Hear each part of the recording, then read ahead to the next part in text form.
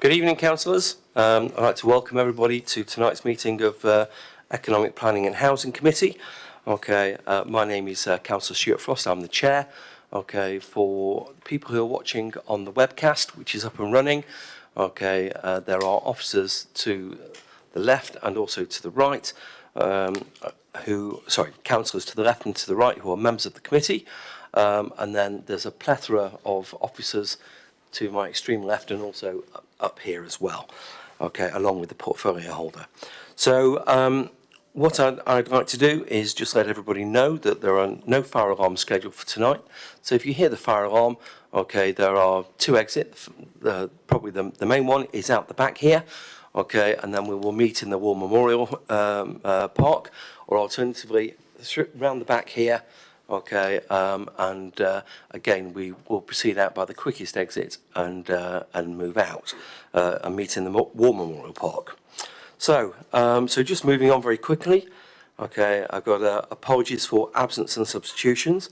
I'd first like to welcome Councillor Harvey, to the committee again, who's replacing Councillor Laura James, and also Councillor Connecture, who's replacing Councillor Ajipita, who is not well.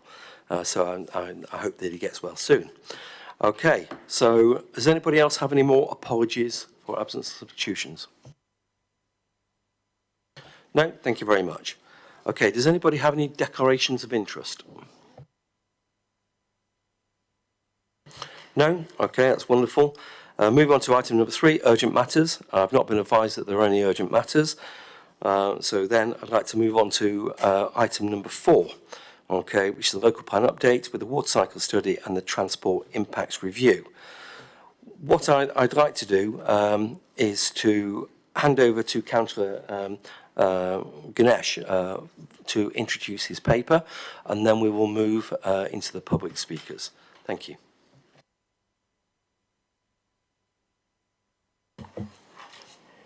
Good afternoon, everyone. Thank you for attending this EPH.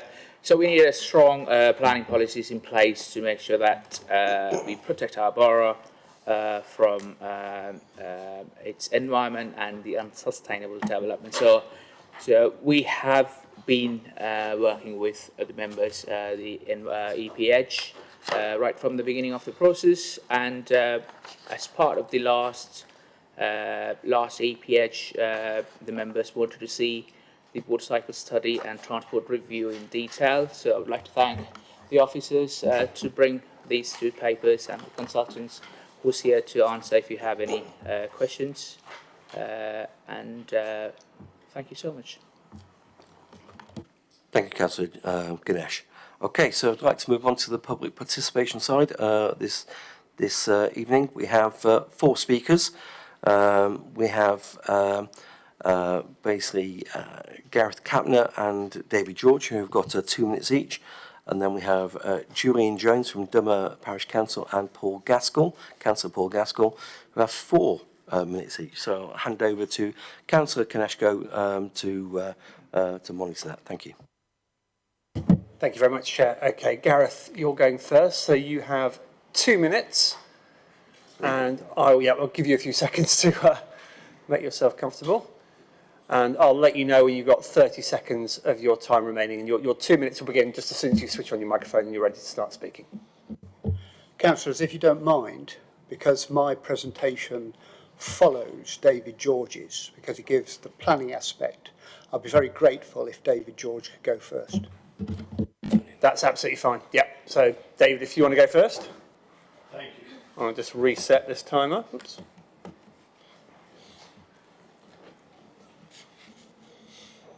So as a former councillor, I'm sure you know the routine. You've got 2 minutes. I'll let you know when there's 30 seconds remaining. Thank you. Get the right button. Thank you. Right, Chairs, Councillors, Officers.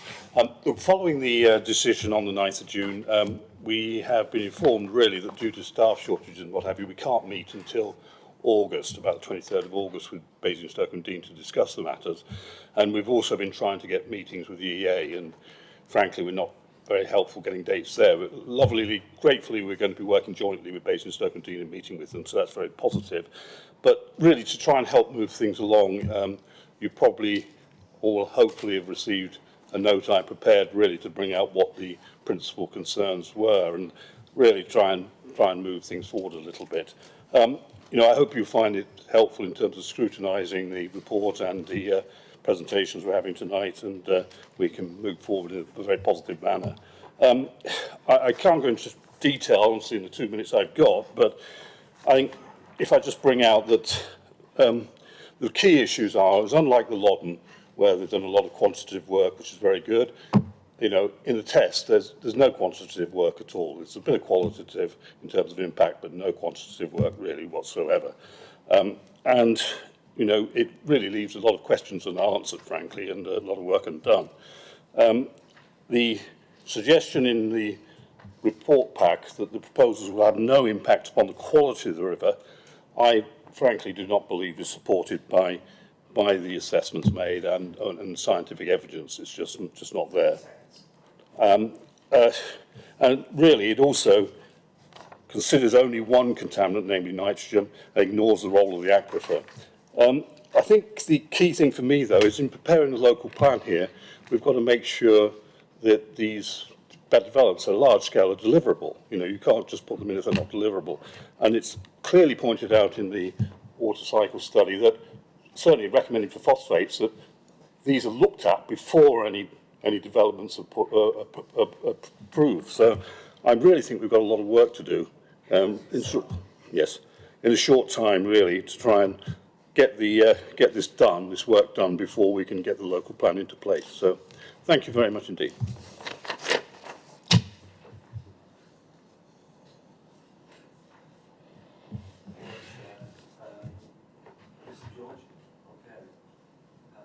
Questions?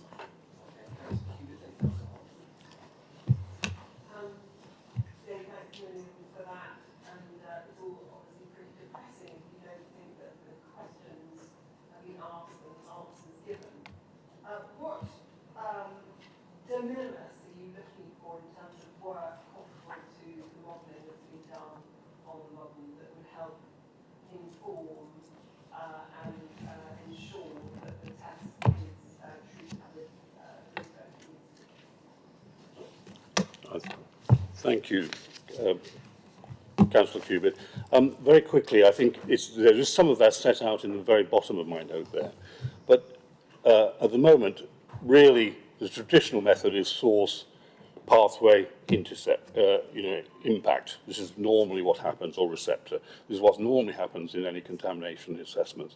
And basically, although the source has been, is well known, it's been set out there, there's no assessment of what the pathways are to the river, in this quantitative manner, or no numbers coming out of the assessment of the test. This is what we're purely talking about, the test in the whole report. So fundamentally, to start making statements that the river's not going to be impacted when you've got no numbers to go on or no actual modelling taking place is frankly inconclusive at the best, frankly. I think also, we need to realise that chalk is a dual porosity aquifer, and it has a very specific way of soaking up and absorbing contamination, which can be released under circumstances at a later date. But that's just ignored, frankly. There's no assessment of that at all in the report. Neither is there any assessment of how much of the key contaminants have been put into the chalk over the years, or what have we got sitting there. It's just not there, frankly, at the end of the day. So it's very difficult, based on that, to make a really realistic assessment. And if one tries, if I can just explain this, given it's a dual porosity system, it means that if you put more water through it, because the water going through, even if it's pure clear water going through it, you'll get more contaminant flow out of the other end, because it'll reach equilibrium with the aquifer, and therefore the flux is greater, and therefore the amount of contamination is greater. So literally, just by adding 86% to the flow means we are going to get more contamination hitting the river. It's simple as that, from a conceptual point of view. Thank you very much, Mr. George. Councillor Harvey. Thank you, Chair. Thank you, Deb. I understand what you're saying, and as we understand it from this report, in terms of what it tells us, respecting exactly what you just said, that it doesn't give us the whole picture. It says certain things about Whitchurch and what Whitchurch can and cannot take, as one example. There's also the comments in here about water supply and the massive issues to do with water supply in the borough. Could you help me understand what, and again, it's a little bit of where Annalise was going with the question, what specifically do we need to do? Do we need to do exactly what you've just said and commission something along those lines to achieve better evidence to fulfil what you're saying? How do we go about getting there is really my question. Thank you, Councillor Harvey. I think really I agree with you that that assessment possibly should be done, but if we're in a position where we can't actually treat the effluent, we won't therefore need the additional water supply, if you understand where I'm coming from. So if we can determine that we can treat the effluent to a reasonable standard and we're not going to get major impacts, we can then look at the water supply situation. So rather than spending a lot of money doing two, I would suggest we get the answers through from the first part, which is can we build that number of houses and can we produce that amount of effluent before we start looking in detail anyway at the water supply. But it's a very, very good question.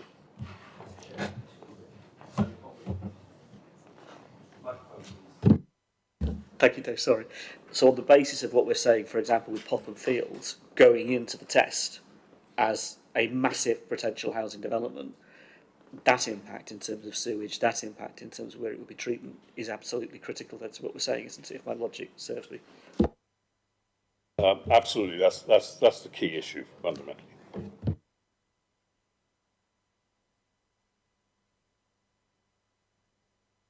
No further, thank you. As there's no further questions, we'll move on to our next speaker. So Gareth, if you're happy to swap chairs.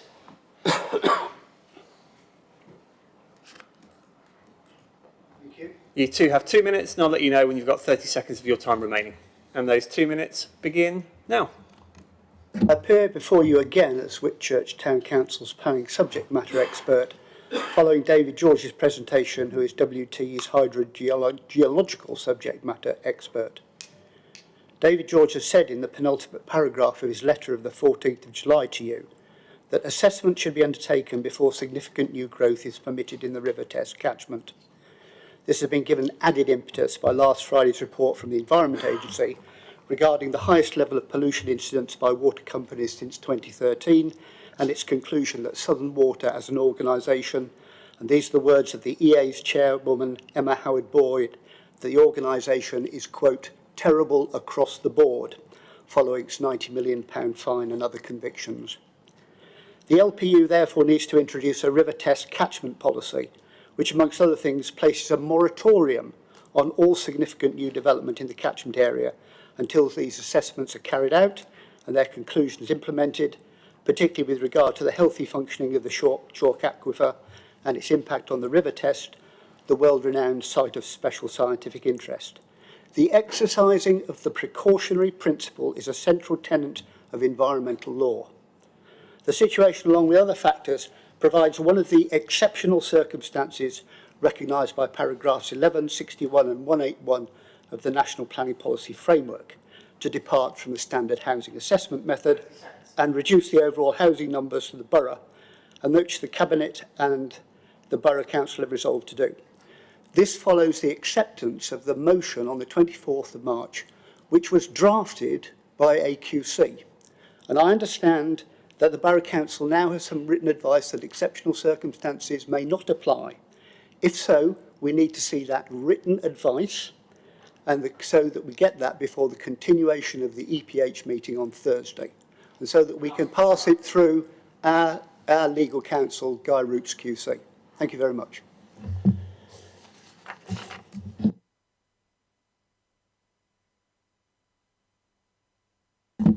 Okay. Next speaker. Oh, okay. Any questions? Oh, sorry, I beg your pardon. Is anybody, Councillor Harvey?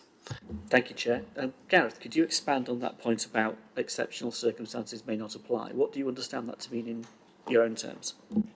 I understand that the Borough Council may have received some advice, presumably legal advice, that they need to stay with the standard housing assessment method, that they shouldn't depart from it. I understand that this is advice that has been given to the council, but it's not in the public domain.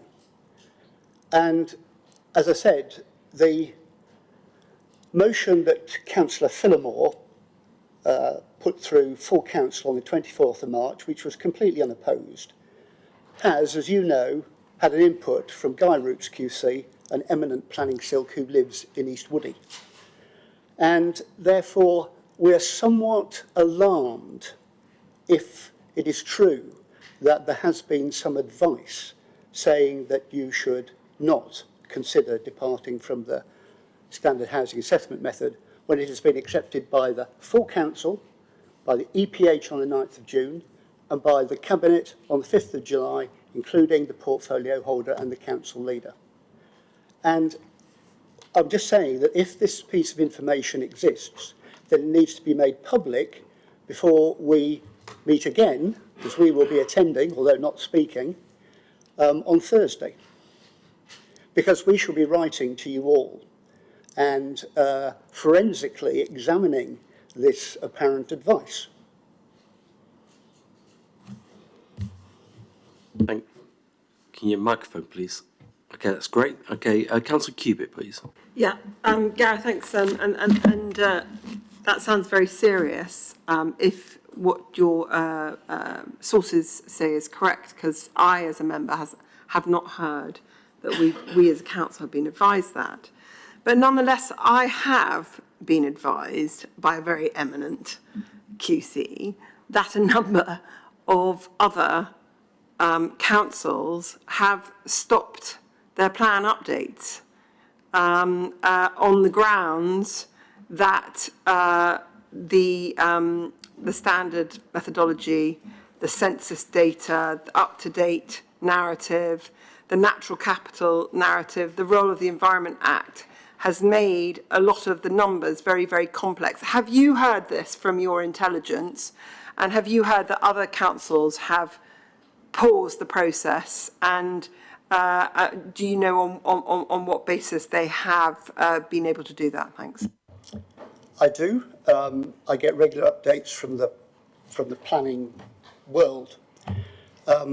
We know that East Hampshire have delayed their plan. We know that Winchester have delayed their plan. We know that Wokingham sought a meeting with Michael Gove, and he said that he would meet them. Now, of course, he's gone. They are seeking to have that commitment honoured by the current Secretary of State, Greg Clark. And I have actually sent to the portfolio holder and the leader details of that in Wokingham and saying, if authorities in this area, such as Wokingham, East Hampshire, get together, they will be able to make an even stronger case to the Secretary of State. Especially, we don't know who's going to happen, but the Foreign Secretary said today that she will get rid of the £300,000 house policy target currently pursued by the government. So there is a need for action, in my view. There is a strong technical case, there is a strong logical case, there is a strong legal case, and there's a huge political case for being active and not just saying we're going to end up with a local plan, Reg 18, which increases the level of housing provision compared with the current local plan in this borough. Any more questions? No? Great. Thank you. Thank you very much. Okay, so our next speaker is Councillor Paul Gaskill. So, Paul, if you're able to make your way to the chair, please.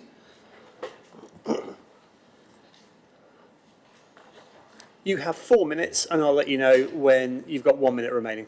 Can I just say, do I need to declare an interest? Shall I just do it? Yeah. I would declare an interest just very quickly, just for the record, okay, and then move on to exactly what you wanted to talk about. But you don't need to. Okay. Okay, no, I understand that. Well, I don't mind saying I'm an employee of Thames Water, so that's my declaration. This report's got a lot of information, and it's very difficult to present it or to comment on it in 4 minutes, but I'll have a go at it. So I've bullet pointed everything. So item 1, first of all, I welcome the comments regarding efficient use of water to new homes.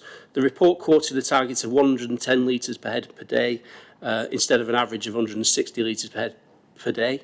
And I question if we should perhaps be looking to encourage existing customers to find more efficient ways to reduce water consumption and to make both water use and the bills cheaper. Number 2, I have concerns over the way housing numbers are used to prompt infrastructure development. Utility companies only plan once a planning application is accepted. So currently the water companies are looking at 3,000 houses for many down. Infrastructure requirements are for 9,000. Could this report be used to identify these areas of concern? Number 3, the report states 2/3 of Basingstoke's water comes from Maidenhead via Infinity Water. Why are we taking water from our local South East Water area? Energy costs for pumping from Maidenhead plus transaction taxes between companies can't be cost effective for the customer. Number 4, it would be good to identify all the boreholes in the area and provide details of their licence extraction limitations. Number 5, the Southern Water Augmentation Scheme, which will feed Southampton and Portsmouth during drought conditions until a reservoir is constructed, is not mentioned in the report. Why is it not included? And why are we giving away water at risk to the aquifer, the ecosystem that relies on it, and at risk we may need the water ourselves in the future? Number 6, is the aquifer to the south of the M3 connected? Will increased extraction from the aquifer during drought conditions affect flow from the chalk streams? If yes, how will Thames Water deal with the discharge into the River Loddon, which will likely increase with development? Assurance is required that dialogue between Southern Water, South East Water and Thames Water is being carried out on this subject. Number 7, phosphate levels. We are assured by Thames Water that phosphate levels have been reduced with the installation of a phosphate removal plant at Chinham several years ago. Measured data is scarce and often confusing. For example, high status means low phosphate levels. Can we have in the report some sort of understanding or understandable conclusion from the measured readings and identify all the sources of phosphate contamination so these can be addressed individually? The report recommends to do more monitoring. This will not address the problem. Only tell us we have a problem which we are already aware of. Number 8, North Waltham Water Treatment Works is currently tankering waste from its site. It's been doing this for some 2 years. Can we find out why? Can we find when it will be resolved? And can that be included in this report? Number 9, the Candover's flood management programme is mentioned in the report. This has been carried out through the parish councils and the Lensman scheme. We've cleared ditches, culverts over the last few years, and we've designed sacrificial flood areas. I think it needs more of a mention, so I'll send some words to you for that. It's up to you whether you put them in. And number 10, the report refers to AMP 7 as the next AMP. I believe it's AMP 8, which will cover the time period 2025 to 2030. Will this report be used to generate more funding from the regulator Ofwat, who appear to be the body who say yes or no to funding for development of their services? Thank you.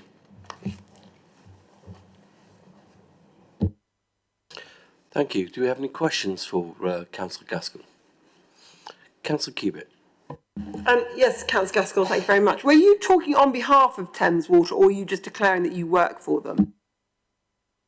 I'm just talking as a councillor and a public citizen, not on behalf of Thames Water at all. Okay, can I have a supplementary? I think a lot of your points are very well made. I worry about all the points you raise, and I don't think they're answered, which is why it's great you've raised them in the study. And I don't, and it'll be interesting, we'll see when we get to the expert, the technical head, how a lot of those issues are addressed, specifically with regards to Thames Water and the river and the interconnection with the boreholes. My question is this: you raise a query regarding the boreholes, and you say we haven't got that data. But are you getting that from Thames? Because I've seen maps where the boreholes are, and I'm sure that Carl's seen maps where the boreholes are extracting. And as far as I'm aware, those companies that have extraction licenses have actually had them significantly reduced over the last 5 years. Thank you for the question. Just to clarify, Thames Water don't extract any water from boreholes in this area. We have an area around the Candovers. I'm not sure about your ward of Basing, but we have two boreholes which are used by Southern Water in South East Water's catchment, and that's the area of concern where they're going to increase capacity. You happy, Councillor Cubitt-ish? I'll take it on further later. It's to do with the statement of common ground. Yeah. Okay, thank you very much. Has anybody else got a question for Councillor Gaskill? No? Okay, thank you very much, Councillor Gaskill. Thank you, Chair. In that case, we'll move on to our final speaker of this evening, who is Julian Jones, representing Dummer Parish Council. Julian, you have 4 minutes as well. I shall let you know when there's 1 minute of your allotted time remaining. And those 4 minutes begin now. Okay. In fact, I'm speaking on both reports, so I'm going to start with the transport impact review. So thank you for allowing me to speak to you tonight. This is an early report and acknowledges that there's further detailed work to be undertaken for the transport assessment. As a Dummer resident, I'm most familiar with the roads in the southwest of Basingstoke and will focus on that quadrant. That's the A30 corridor, the Southwood Corner junction, the junction on the A303 for the Overton Road, and the Five Ways junction. There's no mention in the report of the dangerous merge of the A303 and the A30, the A303 that becomes the A30 and the A33. The crematorium and proposed cemetery location is on that section of the road. Surely there should be some consideration of the safety of that junction. The report includes the M3 junctions 9 to 14 and M4 junctions 3 to 12. These schemes, but makes no mention of Bullingdon Cross, which surely would have an impact on the Popham residents if that development goes ahead. The report highlights the need for high-quality public transport services, but we know that today the services to the southwest require Basingstoke subsidy for periods outside the peak hours. These services are spokes of the Basingstoke network of public transport, and therefore require a change at the centre of town to reach any employment location. The extension of the existing services that serve Beggarwood to the golf course and Hums and Fields are identified as bus routes, but require completion of the roads within those developments. At the moment, we see no great prospect of that happening, and as usual, the developers seem to give that a low priority. In terms of active travel, that's walking and cycling. The improvements are unlikely to be achieved in the southwest beyond the ridge line between the Test and the Loddon catchments. It's 80 metres above the town and really not practical for anything except recreational cycling.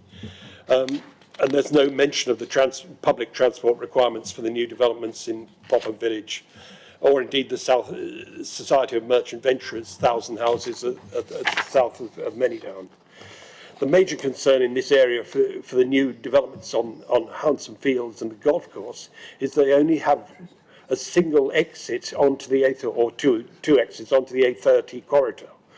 When the M3 is blocked, as has happened twice in the last few weeks, residents cannot enter or leave their homes. Children can't get to school. Alternative access to these sites is prevented by ransom strips. The golf course has no vehicle access. access to Beggarwood, and the Hanson Fields can't connect with South Manydown. Moving on to the water study then. The study appears to be theoretical with capacity based on consents rather than the real capacity on the ground. For instance, the Chinham treatment work appears to be working on a third of its capacity. Is that correct? The flaw in this study is that there's no consideration of the network capacity and the transport of sewage. This causes challenges in planning and delivery. For instance, despite the capacity of the Chinham treatment works, the building of 1,000 houses on the Basingstoke Golf Club is limited to 260 and therefore cannot be delivered, which could also put our 5-year housing land supply at risk. We know there are many constraints in the network that would have to be removed to ensure the proper delivery of the homes in the plan and indeed the employment. Thank you very much. Thank you, Julian. Does anybody have a question for Julian Jones? Councillor Cubitt, please. Yes, Julian, would you like to talk us through, and maybe for the benefit of Carl, the real life experience that we as councillors have on the ground with sites that clearly have problems that are clearly due to real constraints, not theoretical headroom?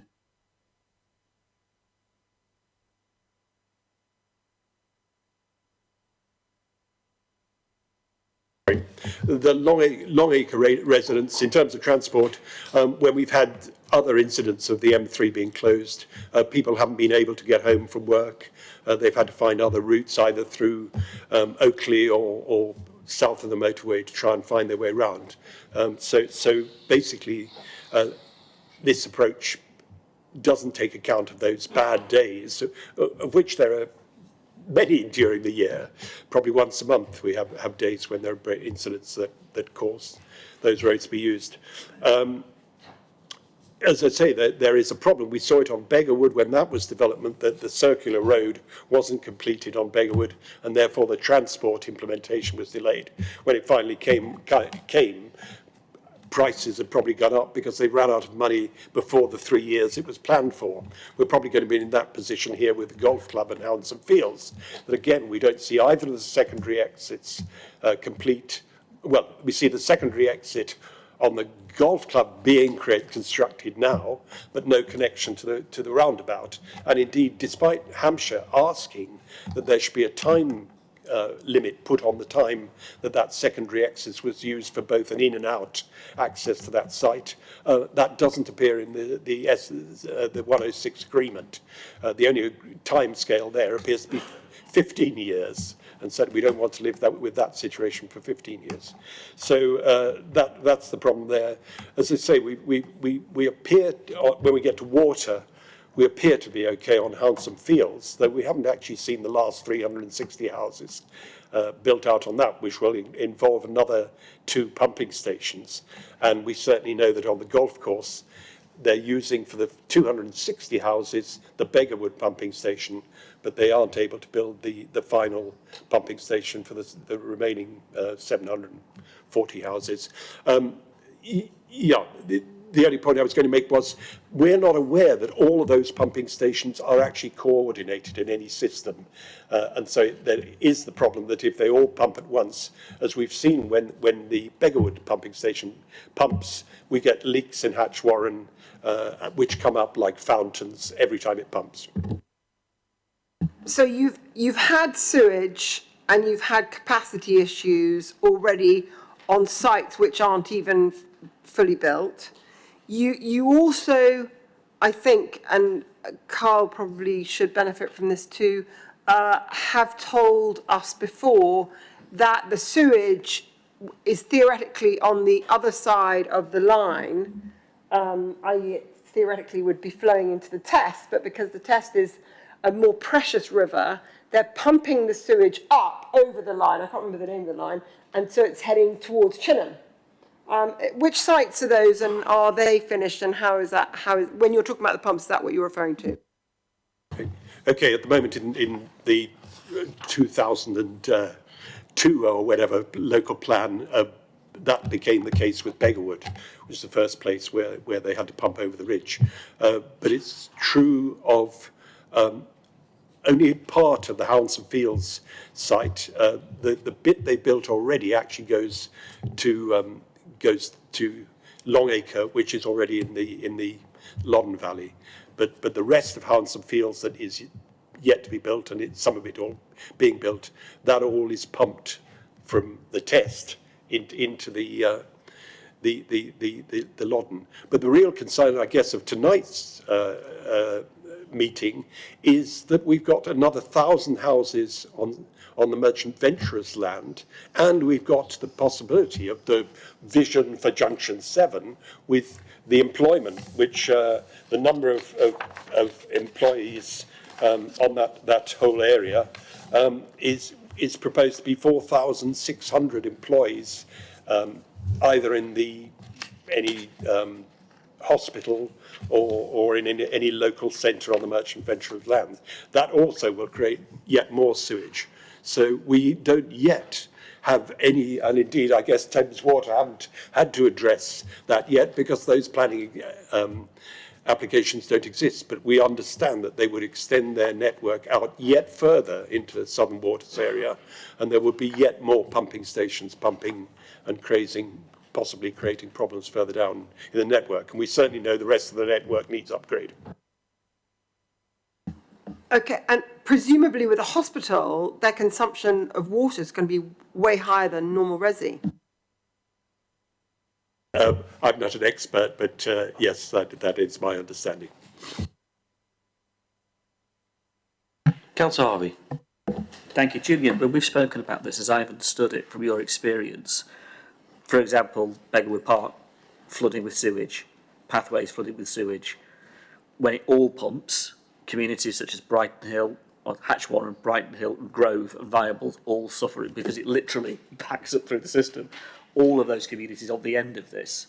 Are you saying, from what I understand, that the extra build as you understand it, the 1,000, all the units that are being proposed as part of this local plan at the moment, that you've seen in the paperwork, that's coming on Thursday night as part of Thursday night's debate, are going to add into the network that is already causing the issues that you have seen? Is that a fair representation of your comments to me?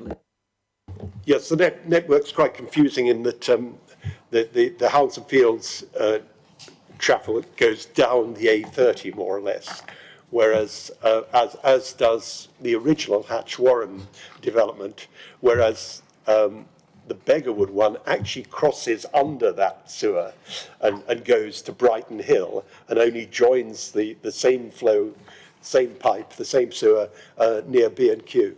I think is where the actual connection is, or just before B&Q, and that's one of the areas where in the Longacre consent, they were supposed to make some capacity, some buffering capacity. My belief is that has never been done even for the Longacre because the algorithms were changed, as they so are often in all sorts of areas of our management of our world. And so they didn't do that work for Longacre, but it will have to be done for Hounslow Fields. Did I cover the points? Okay. Whose algorithms, Julian?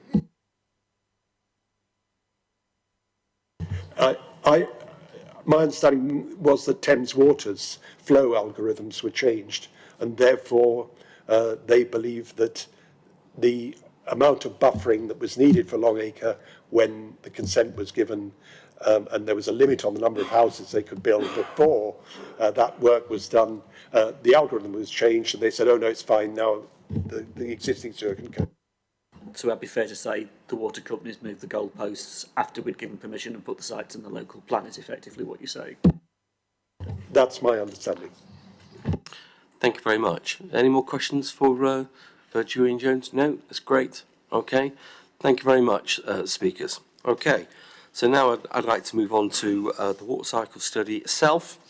Okay, we have a presentation. Okay, from our consultants. And there we go. So I'll leave it for you guys.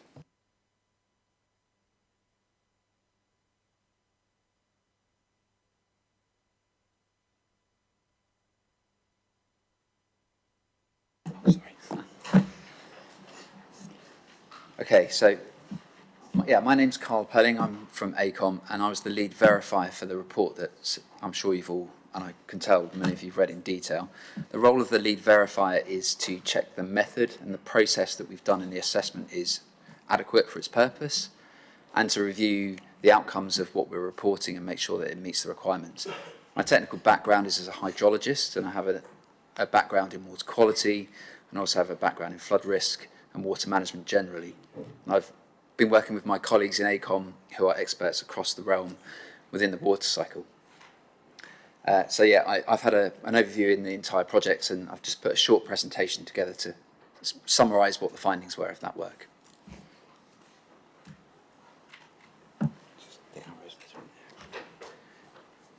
Okay, so very briefly, the overview, I'll just run through what the water cycle study aims to do.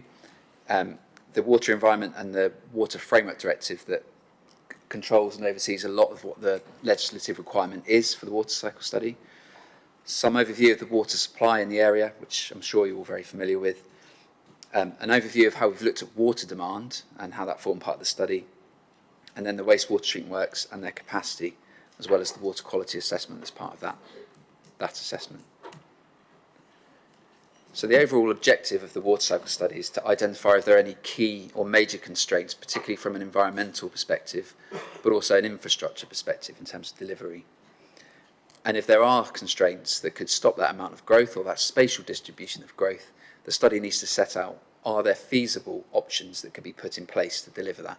Enough to give an inspector some confidence that there are solutions that could be delivered, even if those solutions aren't necessarily identified in each and every case. So a key step through in terms of aims is to set the water cycle baseline upon which we then do the assessments.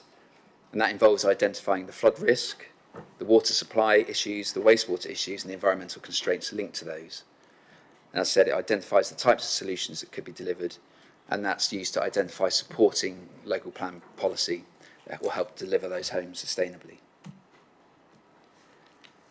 So this image is just trying to give an overview of the water cycle study baseline in terms of the main water courses, and is overlying the geology split.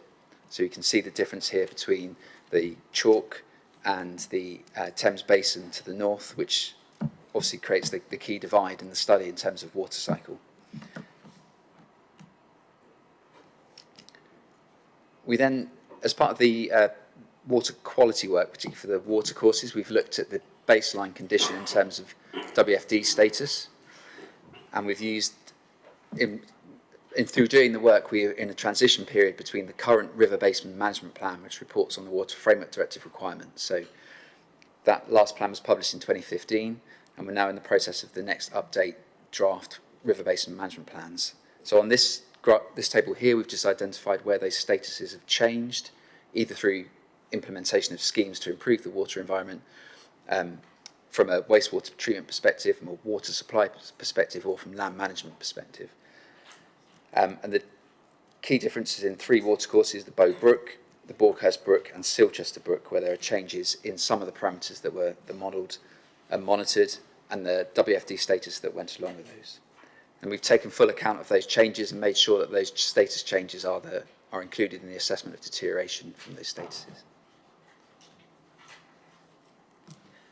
So they were the surface water bodies, and this is the key groundwater body, the River Test Chalk. Just to summarise the status of that, it's good status for its quantity, or how much water is actually in the aquifer, and its poor status for its chemical condition. And some key points that I've added to the slide here is the failure tests for chemical qualities linked to drinking water protection status and its general chemical quality.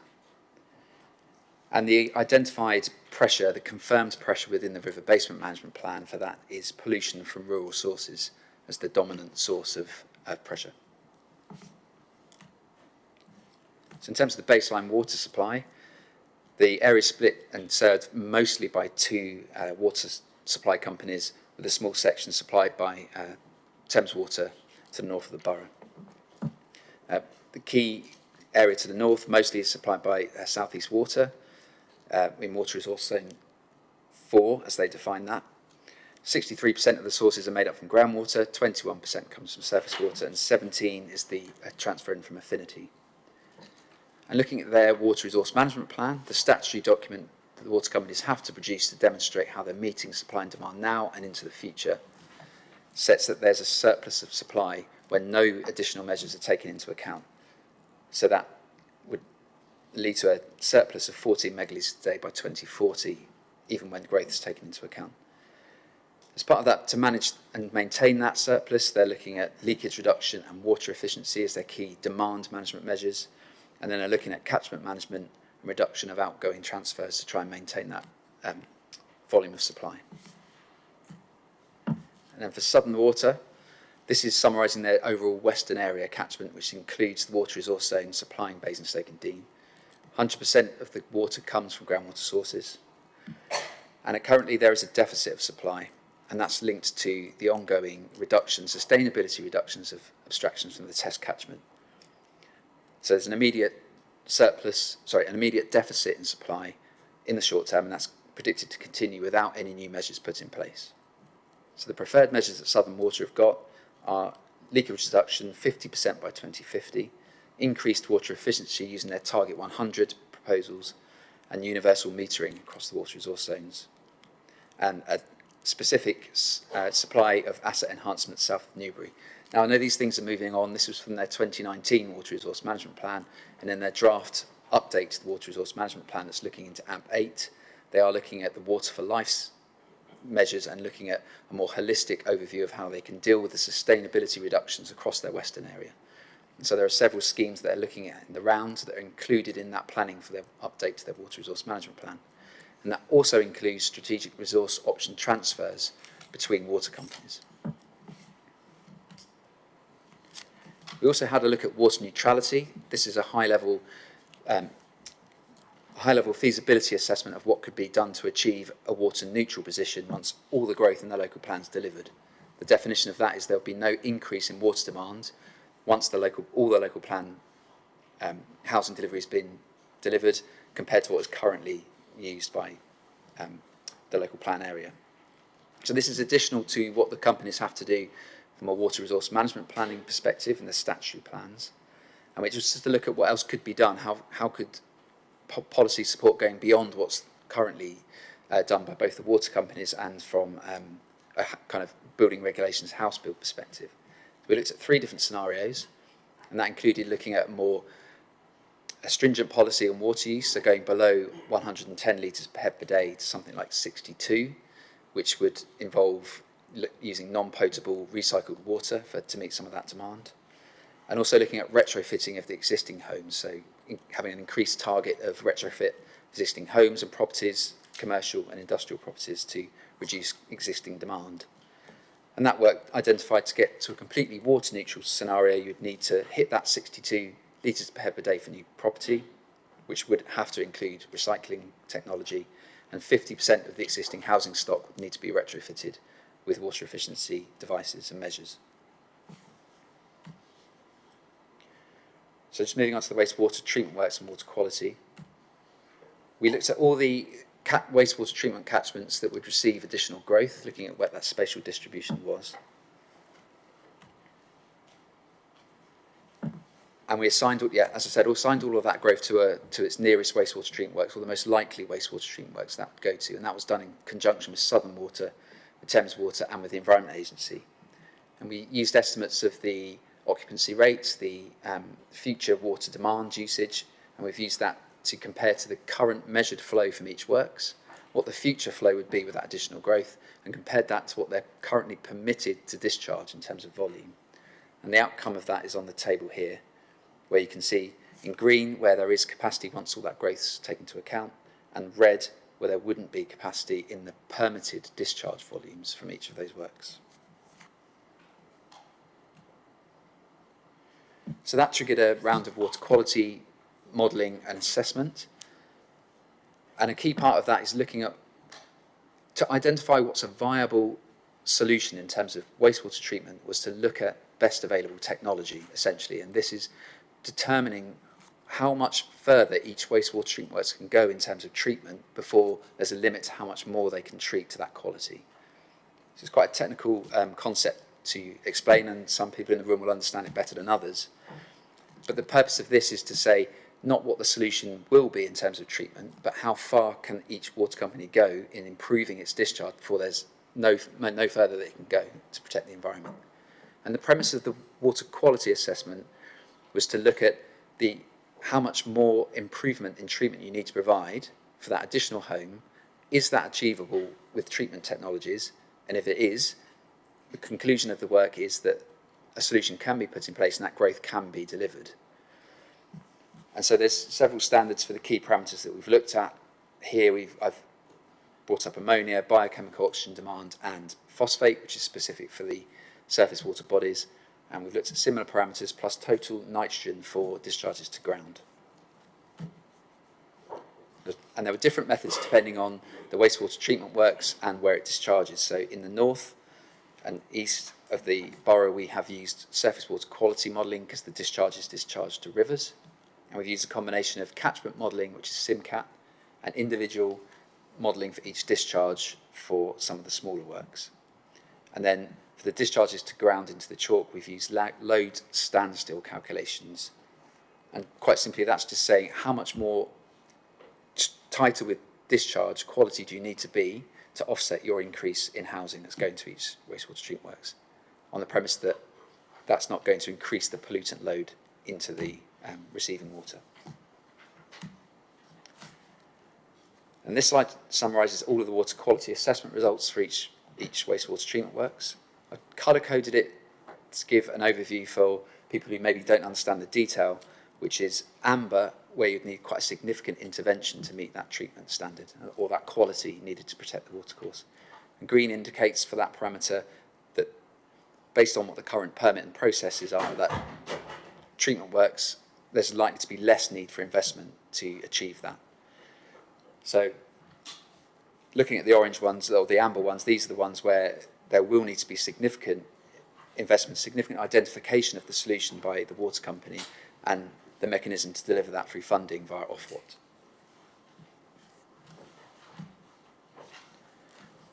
And a summary slide. It's obviously very difficult to summarise in one slide, but our overall conclusion was there's no regulatory constraint, particularly on the wastewater treatment side, but also on the water supply side, based on the planning that the water companies are doing, based on the knowledge that they have of the amount of housing growth and where that housing growth is going to go. There will be infrastructure requirements. There will be a need to improve the processes. There will be a need to improve the network that gets that wastewater flow to those wastewater treatment works. But what our assessment has identified is, at a high strategic level, there are no overriding constraints from an environmental perspective to achieve those, and that the technologies exist to do that. So what water companies must do is plan for those upgrades and the measures required, and there's two processes for that: the Water Resource Management Plan for water supply, which is a statutory document, and the newly published Drainage and Wastewater Management Plans, which, although not statutory now, will become statutory in the next round under the Environment Act. And that, for the first time, introduces a long-term requirement to plan for wastewater that hasn't been in there in the past. So the draft first versions of those are now out for consultation, and local authorities and a range of stakeholders have been involved in that review process. What that will do is look more strategically at where that investment is needed. And studies like this, the water cycle study, are a really key imperative part of that planning process, identifying where there are environmental constraints and where there are other constraints to achieving that sustainable level of treatment.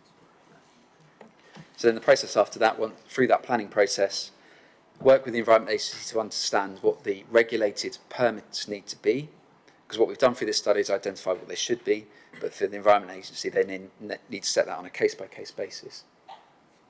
And then they will look to secure that through their business plans, which happen on the 5-year yearly cycle.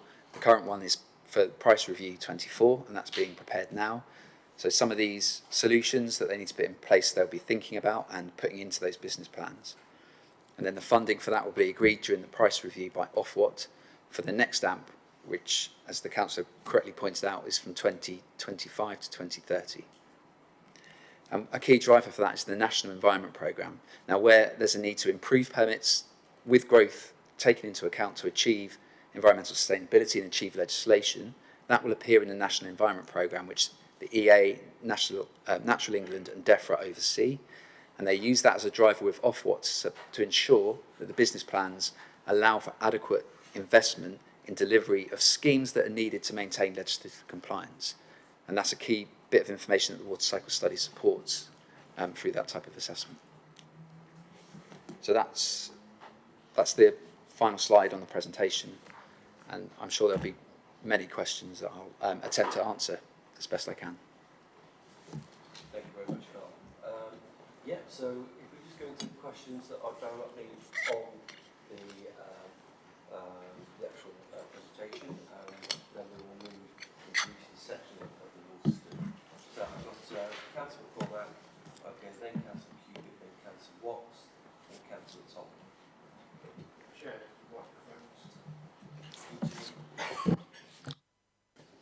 Thank you. Thank you, Chair. So the question on my mind on that last slide is water companies must, I would interpret as a legal requirement, a legal duty for them to do that. In much the same way as where you've got the highway code, you say you must, and it's in red for things. What powers do we have as a council in our local plan to compel water companies to put in the infrastructure, or are we reliant on another agency such as the Environment Agency to do that? It's not a simple answer. It's there's several aspects to that. There is a reliance on the regulator, the Environment Agency, when we're talking about wastewater treatment, to set the right permits that are protective of the environment, whether that's Water Framework Directive or whatever standard that is. And then it's for the water company to respond to that, because once that permit is set and that requirement is there, then there is a legislative need for the water company to meet that permit. And then obviously there are fines, and there are processes by which failure to comply with those can be implemented. In terms of what power you have through the local plan to require that, I mean, planning is not my expertise, but I don't think there is a means by which you can ensure that that happens. What the document provides is an evidence base to the water company's business planning for the price review process, so that they can put the right investment in place that needs to meet that. But that, I'm afraid, as far as I'm aware, there's no means by which the local plan can implore that is delivered. Sorry, yeah. I just might be able to add something on that. But we have had discussions with the Environment Agency, who actually had the water cycle study in front of them and assured me that it was very timely to be looking at it, because they are looking at review of permits, and they had the information they needed, and would be reviewing the water cycle study and all of the permit consents generally. Okay, Councillor McCormick, do you have a supplementary? I don't really think I can bring myself to ask a supplementary, because I think it's incumbent on us to debate what we see as the risk that we put housing numbers in our local plan, we then build the houses, and then the water company doesn't step up and provide the infrastructure. I don't think there's any answers. It's a great report, by the way, but I don't think there's any answers to that. It's an evidence base, but someone else will have to answer that question, and that's incumbent on us to debate it and assess the risk. Thank you very much. Councillor Watts, please. Thank you, Chair. Yes, good report. A lot of it was way over my understanding. But a few bits I'd like to pick out. You talked about demand management reducing from 110 litres to 62. Is that common across the southeast of England?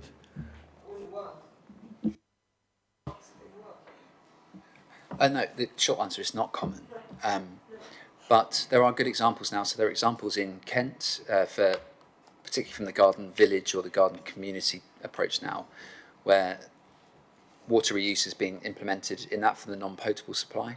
And that's been the key requirement. To get that low, you do need to have the non-potable demands met by recycled water. So that's everything, flushing your toilet to garden watering. So there are examples, not on the scale of local authority-wide, but there are examples in the UK, and it's certainly something internationally that's recognised and implemented.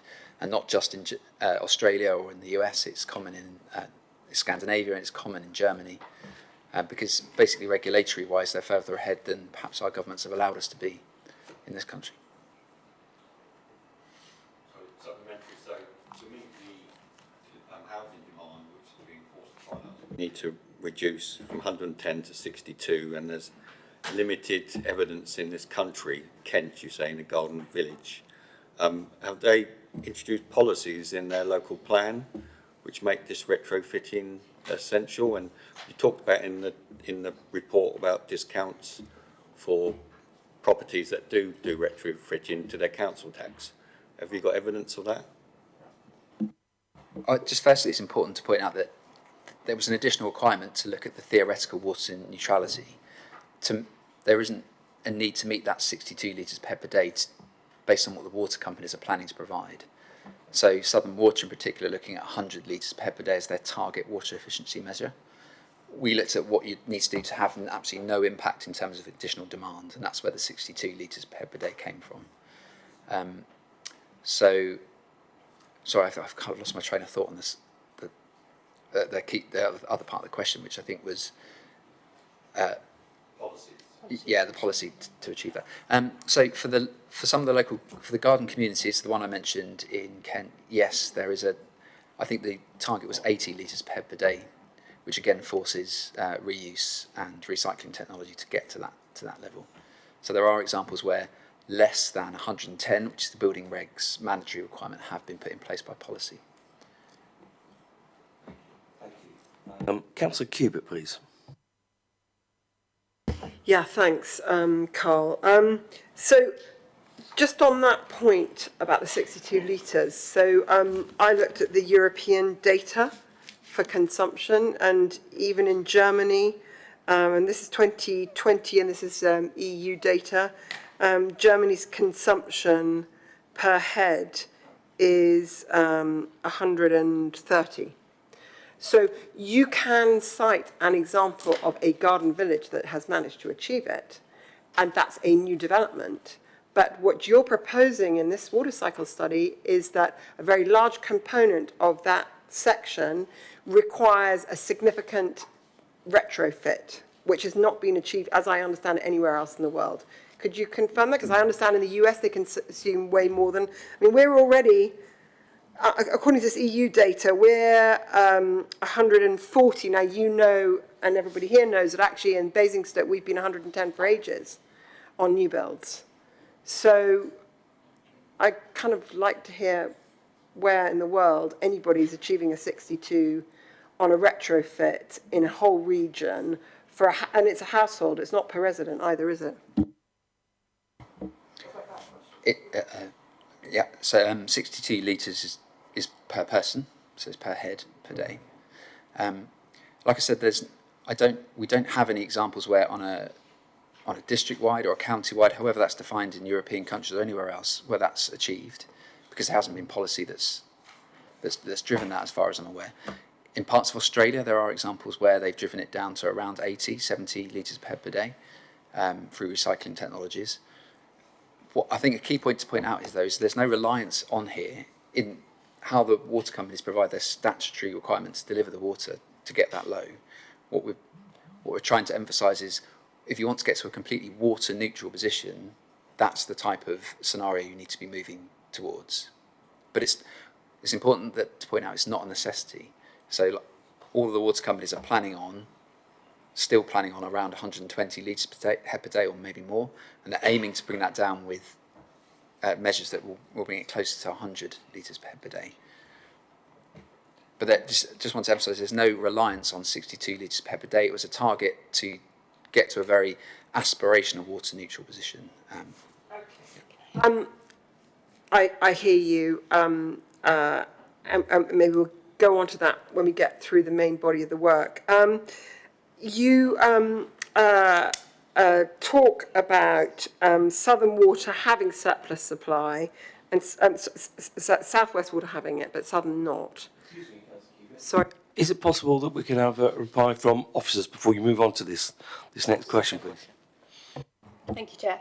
I just wanted to clarify that the report doesn't actually suggest that we go beyond what the current local plan policy is in terms of water efficiency targets and water consumption. It suggests that we could. So the proposed water consumption target in the new local plan is still for the 110 litres per person per day, the same as the adopted local plan. What the water cycle study does say is that we might want to consider, maybe through other council-wide policies or funding mechanisms, whether we would want to encourage retrofitting or other measures to encourage water efficiency, maybe as a part of the climate change emergency or the work of the climate change team. So it's suggesting that we could, and what could be achieved through that in various extents, but it's not, as a council in the local plan update, we're not proposing that the water consumption target is changed. Okay, I thank you for that. And when we get to the paper, I'm happy to talk about that. But throughout the paper, there is reference to demand management required. And I'm sorry, but my interpretation of demand management is that we are going to have to require lower than 110. So whilst that might be what you're saying today to us, that's not what the water cycle study says. Because it's very clear throughout the water cycle study, unless I've completely misunderstood it, that there is a requirement for us to ration consumption. It's very clear throughout, weaved through, and I can cite various examples. So I hear what you're saying, but I'm not sure that that's what I've read in the document. So maybe we can look at that in later. I'm much more interested in Carl's statement about there being no regulatory constraints. And I'd like to ask Carl this. As far as I'm concerned, and I've had the opportunity of speaking with George Eustace at a conference, the Water Framework Directive still stands. It is in the withdrawal treaty, and we are still duty-bound to honour the Water Framework Directive. And the Water Framework Directive required of all of us that we reach good status by 2015. I mean, it was earlier than 2015, it was actually earlier, but in any event, 2015, and in any event, if not 2015, the latest was 2027. And as far as I'm concerned, and as far as the Secretary of State was concerned, the Water Framework Directive still stands. So when you say there's no regulatory constraint to the potential growth, what I would like you to explain to us is, assuming no more building at all, so we're building 1,400 at the moment and have been building 1,400 plus since your baseline of 2019, which is rather unfortunate because we're now 3 years down the road, 4, right? So we're already not taking into account those extra 14,000 per annum. We're, according to the Environment Agency, and this is another thing I wanted to touch on with you as well, is that there was an obligation for the Environment Agency to monitor it every year. There was an obligation in our plan, our local plan, that hasn't been updated, to monitor every year. And suddenly in 2016, the Environment Agency said they weren't going to monitor it for 3 years. So 2016, we were moderate. This is an Environment Agency thing. Then in 2019, we were poor, right?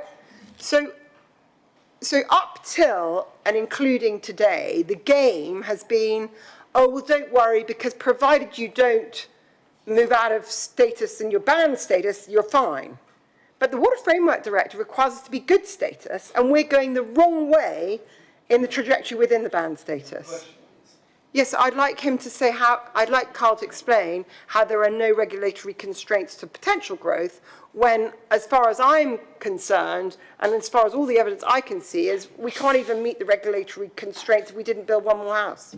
Thank you very much. Let's let the officer or the consultant answer the question. Yeah, so built into the Water Framework Directive is the derogation rule and requirement. So that derogation rule or requirement is built in to allow member states, when we were a member state, to derogate achievement of the targets and requirements if there are overriding reasons why that can't be achieved. And that generally is to do with technical feasibility or disproportionate costs. And so there is, within the WFD framework process, a means by which you can derogate achieving good status into the future if you can meet those two test requirements, and that's is technically infeasible or it's disproportionately costly to put the measures in to deal with that. And that derogation, once it's accepted by the EU, not that that applies to us anymore because it doesn't, if that derogation is accepted, then you can delay meeting the status target of good. Thank you. Hold on, Councillor, because I've got back to you. No, but on this matter. We'll come back to you on this matter. Okay, I will come back to you. Whilst the Water Framework Directive has been transposed into UK law, and we do have the regulations, the WFD regulations, we are no longer, we no longer need to answer to the European Court of Justice, and thereby if we do decide to derogate, there is no overriding body apart from our government that can say that that derogation is not acceptable. So I think it's important to bear that in mind, that there is a potential to derogate, and in the river basin management plans, many watercourses across the country have derogations way beyond 2025 to not achieve good status. What we've done with the water cycle study is identify whether adding growth on top of the existing problem would stop you reaching good future status in the future. And our assessments, and I feel quite robustly, demonstrate that that wouldn't be the case. That if there's an existing problem, then you'd have to remove all of the existing discharge to reach good status, and adding the growth is not the factor that stops that from happening, and that's quite a key point to get across. There are existing problems in Basingstoke and Dean when it comes to water, as there is in many parts of the country, but when you're assessing what we've set out to do here, the impact of growth, it's not growth that would stop those WFT targets being met. And I feel that those assessments are robust and agreed by the Environment Agency and the water companies. Thank you very much. Okay, Councillor Kuteshka. Thank you very much, Chair. There's three things that I'm concerned about. I don't know if I've misunderstood this, but you've mentioned water deficits. So that is at the moment. And you're also talking about meeting standards. Some areas are not meeting standards, and we've got deficits in certain areas as well. When does the suggestion of 62 litres per person per day actually become you have to only use 62 litres? Because those three things, if they're at the moment causing us problems, don't you reckon in the future we're going to be sort of dry in the sense of not having, if we've got deficit now, what will happen when we've got the extra few thousand, 10,000, 20,000, 30,000 houses in the borough? So the way that the deficit's calculated, that there are slightly different methods, but essentially the water companies have to look at a worst case scenario. So the guidance updated for the latest round of water resource management plans, and they had to look at a 200-year drought as their kind of worst case condition. And so when we talk about the deficits that are reported, that is looking at the worst case drought scenario that we've had on historical record. And without going into the detail, that does include modelling that looks at a much longer period now to get that 200-year drought. So the deficits that are reported aren't saying that right now and every day there's a 17 megalitre a day deficit. It's when you hit the very worst case drought conditions and significant demand. That's not to say we're not getting close to that type of thing now. I mean, it's particularly dry and it has been for a long time. But it's just important to bear that in mind. That deficit's not there day by day. It's only the planned deficit when you take that worst case into account. Then what the water companies do with that is plan over a long horizon. They plan to 2040, and that's a statutory requirement. So you have the deficit now and you have the planned deficit in the future, and that takes all the local plan growth into account through looking at OS statistics, working with the local authorities to determine what that growth is and where it's going to go. So yes, it does make the deficit worse, and taking into account climate change and taking into account sustainability reductions, all those things do make things worse. And then what the water resource management plans do is set out, from a feasibility perspective, how they're going to make up that shortfall. And water demand is as Councillor Cubitt was saying, is a key part of that. And when those water resource plans get adopted and put into place, then that's the mechanism by which the companies will get funding to implement some of those water demand measures. And this is essentially retrofitting of existing properties and bringing down that water demand across the piece. Southern Water in particular have done a good job in implementing their 100 water efficiency means, and they're working with councils and all kinds of groups to bring that existing demand down through different means and different measures. And that's not uncommon across water companies. They do that at targeted locations where deficits are planned to be large. Microphone. Thank you very much. Okay, moving on, because I've got a number of speakers here. Okay, Councillor Tomlin, please. Thank you, Chair. Good evening, Carl. Thank you for your presentation.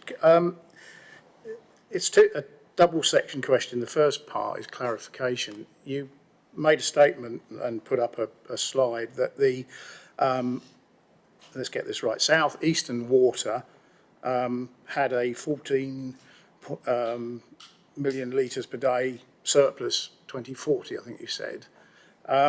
That's, I'm looking at the report because I think you put a slide up showing the area that's covered, which is WRZ4 or something. So that 14 million, it's 50 or something currently, 14 by 40, is that whole area? Yeah. So the boundary of the WRZ, the water resource zone, yeah, that covers that whole area. So basically that includes Aldershot, Frimley, Wokingham, Bracknell, all their houses, all the houses they're going to be building in all their local plans. And right, you know, they've assessed all of that, and thus 14 is a figure, because we need 7 of that if we do nothing, it says in the report. So I find that slightly hard to believe. And then the very last bit is the last sentence actually in the report on page 103. It says, however, at a company level, there is anticipated to be a deficit of water in the future, with sustainability reductions being the significant driver of the deficits. Could you tell us what you understand by that statement, please? Yeah, so the water resource zones that are defined, the key definition of that is all the customers in that area have this access to the same sources of supply and therefore have the same deficit when there's not enough and the same surplus when there's more than needed. But what water companies do is work on larger areas and look at the potential for sharing water between those water resource zones. So when they look at their company as a whole, then they do have deficits. But when you look at just how they're interconnected, it's the water resource zones on which they plan and which they take into account that balance. Your other point was about taking into account growth from more widely in the water resource zone, wasn't it?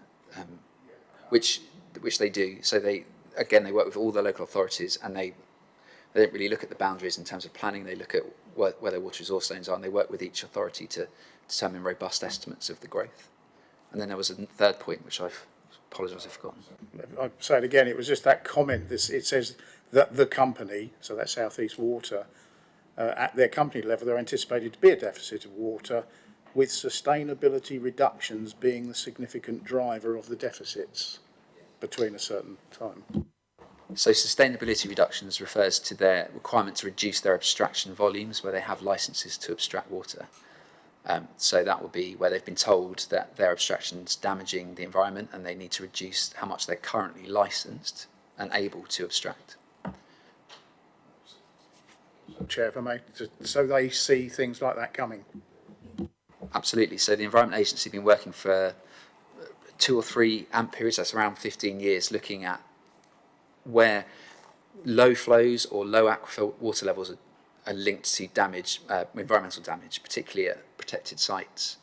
And so they've been looking at assessments of how those impacts work, and they've been informing the water companies where they're going to need to reduce their abstraction down, because the conclusion from those assessments is certain that there's an impact. So some of those have already been implemented, some are planned for the next AMP period, and then some have been planned for longer term. There was some debate about whether water companies need to be compensated for that in the process, and there was some debate at government level how that's achieved.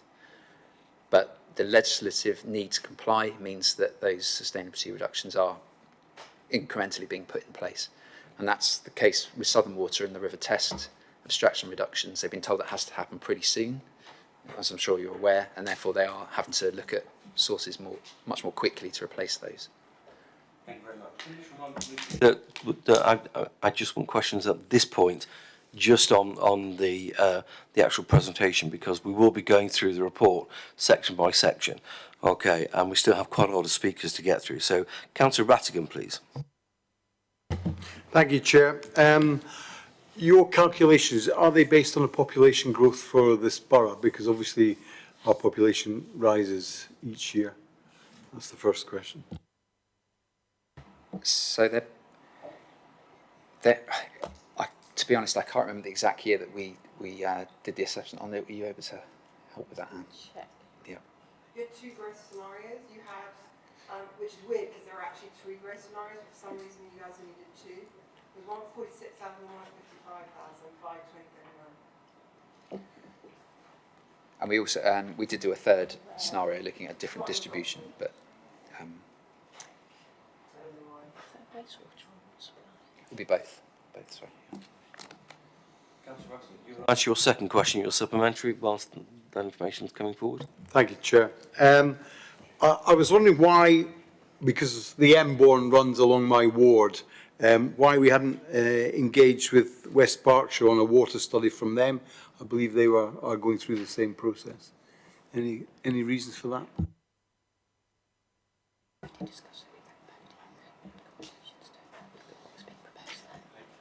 I said wasn't seen this.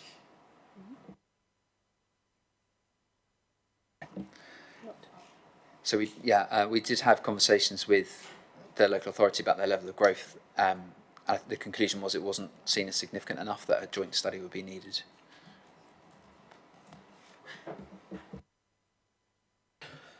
Thank you. Councillor Koneska, please. Thank you, Chair, and thank you, Carl, for coming along this evening to answer our questions. Can I pick up on a couple of points that some of the guest speakers made, please? The first one relates to the impact of the hospital and other potential large employment uses at Junction 7. Have any of those been factored into the calculations? And if they haven't, based on your experience elsewhere, do you expect them to have a significant impact on total water usage and wastewater output, or are we talking just a few percent against everything else that we're including in this study period? So I missed the very first part, the growth at Junction 7. Did you say? Yeah, so Junction 7 we've got a proposed new hospital, which we've been promised for a long time, but we're told is coming, and there's other large potential employment uses such as warehouses. There's supposed to be a gateway, so I was just wondering whether those those major uses were factored into the calculations, and if not, whether you expected them to have a major impact. Thank you. With regard to the hospital, it was difficult to factor in because we don't know anything about the proposed size of it. We don't know if it's replacement, what will happen with the existing hospital. Obviously, if the existing hospital goes, you would expect there to be some overlap between what is new provision. Regarding Southwest Basingstoke, that has been taken into account. Also, a meeting we had with Thames Water last year, they said that they'd been modelling what was happening and what would be likely to happen in the Southwest for some years, so they were very aware, and they'd had conversations about certain sites with developers going on at the Southwest, so they were looking at that comprehensively. Yeah, as long as it's part of the presentation. Yes, it's in relation to a point made again by another visiting speaker, which was that the algorithms had changed. So it was identified that some upgrade works were needed to the existing sewage structure. These were all planned, then the algorithms changed, and magically they weren't needed anymore. And this is going back to the point I think that Councillor McCormick made slightly earlier, that these things are promised, but they're not necessarily delivered. I don't expect you to know the specifics of that situation, but is this something that you've seen elsewhere in your work, where water companies change the rules in, or let me not make it so loaded, where algorithms are changed and infrastructure upgrades that were initially envisaged are no longer required? I can answer part of it. Again, discussions with Southern Water, my understanding is that the issues to the southwest, some of them were operational, so blockages rather than hydraulic. So that wasn't necessarily a problem that was to do with distance or anything about pumping. It was how wastewater was being used, or what people were putting down the toilet, and generally. Regarding elsewhere, I don't know if Carl's got any thoughts on that. Yeah, I can't comment on the specific algorithm that was mentioned in that. I'm not sure what one that would be, but just to answer your question about whether they can change in terms of how water companies define how they're going to deliver their requirements, then yes, they can. But that's because it's constantly reviewed. And a lot of that will be based on, and I can't comment on the specific condition there, but development pace isn't always what's included in the plan, and delivery numbers aren't always the same, and so the water company has to adapt as it goes, and will review proposals for infrastructure upgrades or interventions, and if it feels that that's no longer required, then it will do something different. What you need to rely on then is the water companies are regulated across several bands, and that's frequency of sewer flooding is one of the key things. So if they don't implement something that manages sewer flooding, then they will be fined, and Ofwat have the powers to do that. And it's the same when they're not meeting their discharge elements, as we've seen with Southern Water being fined for not meeting their discharge requirements. So the regulation is the means by which, if they do decide to change the solution, they still have to meet the same standards from a regulatory perspective. If that helps. Thank you very much. Okay, Councillor McIntyre, please. Thank you, Mr. Chair. Thank you very much, Carl, for coming along. Fantastic presentation there. You certainly seem to know your subject. I have stalked you on LinkedIn, and I think it would be beneficial for the record if you just tell us your technical experience, please. Sorry, can you just repeat that last bit? I missed that. Yeah, your technical experience as a hydrologist. Tell us your qualifications. Sure, yeah. So how far back do I go? So I have a bachelor's degree in science for geography, and I have a master's degree in environmental modelling and management, and a master's degree in hydrology for environmental management. And I'm a chartered water and environment manager with the Institute of the Chartered Institute of Water and Environment Managers. Apologies. Quick supplementary, yeah.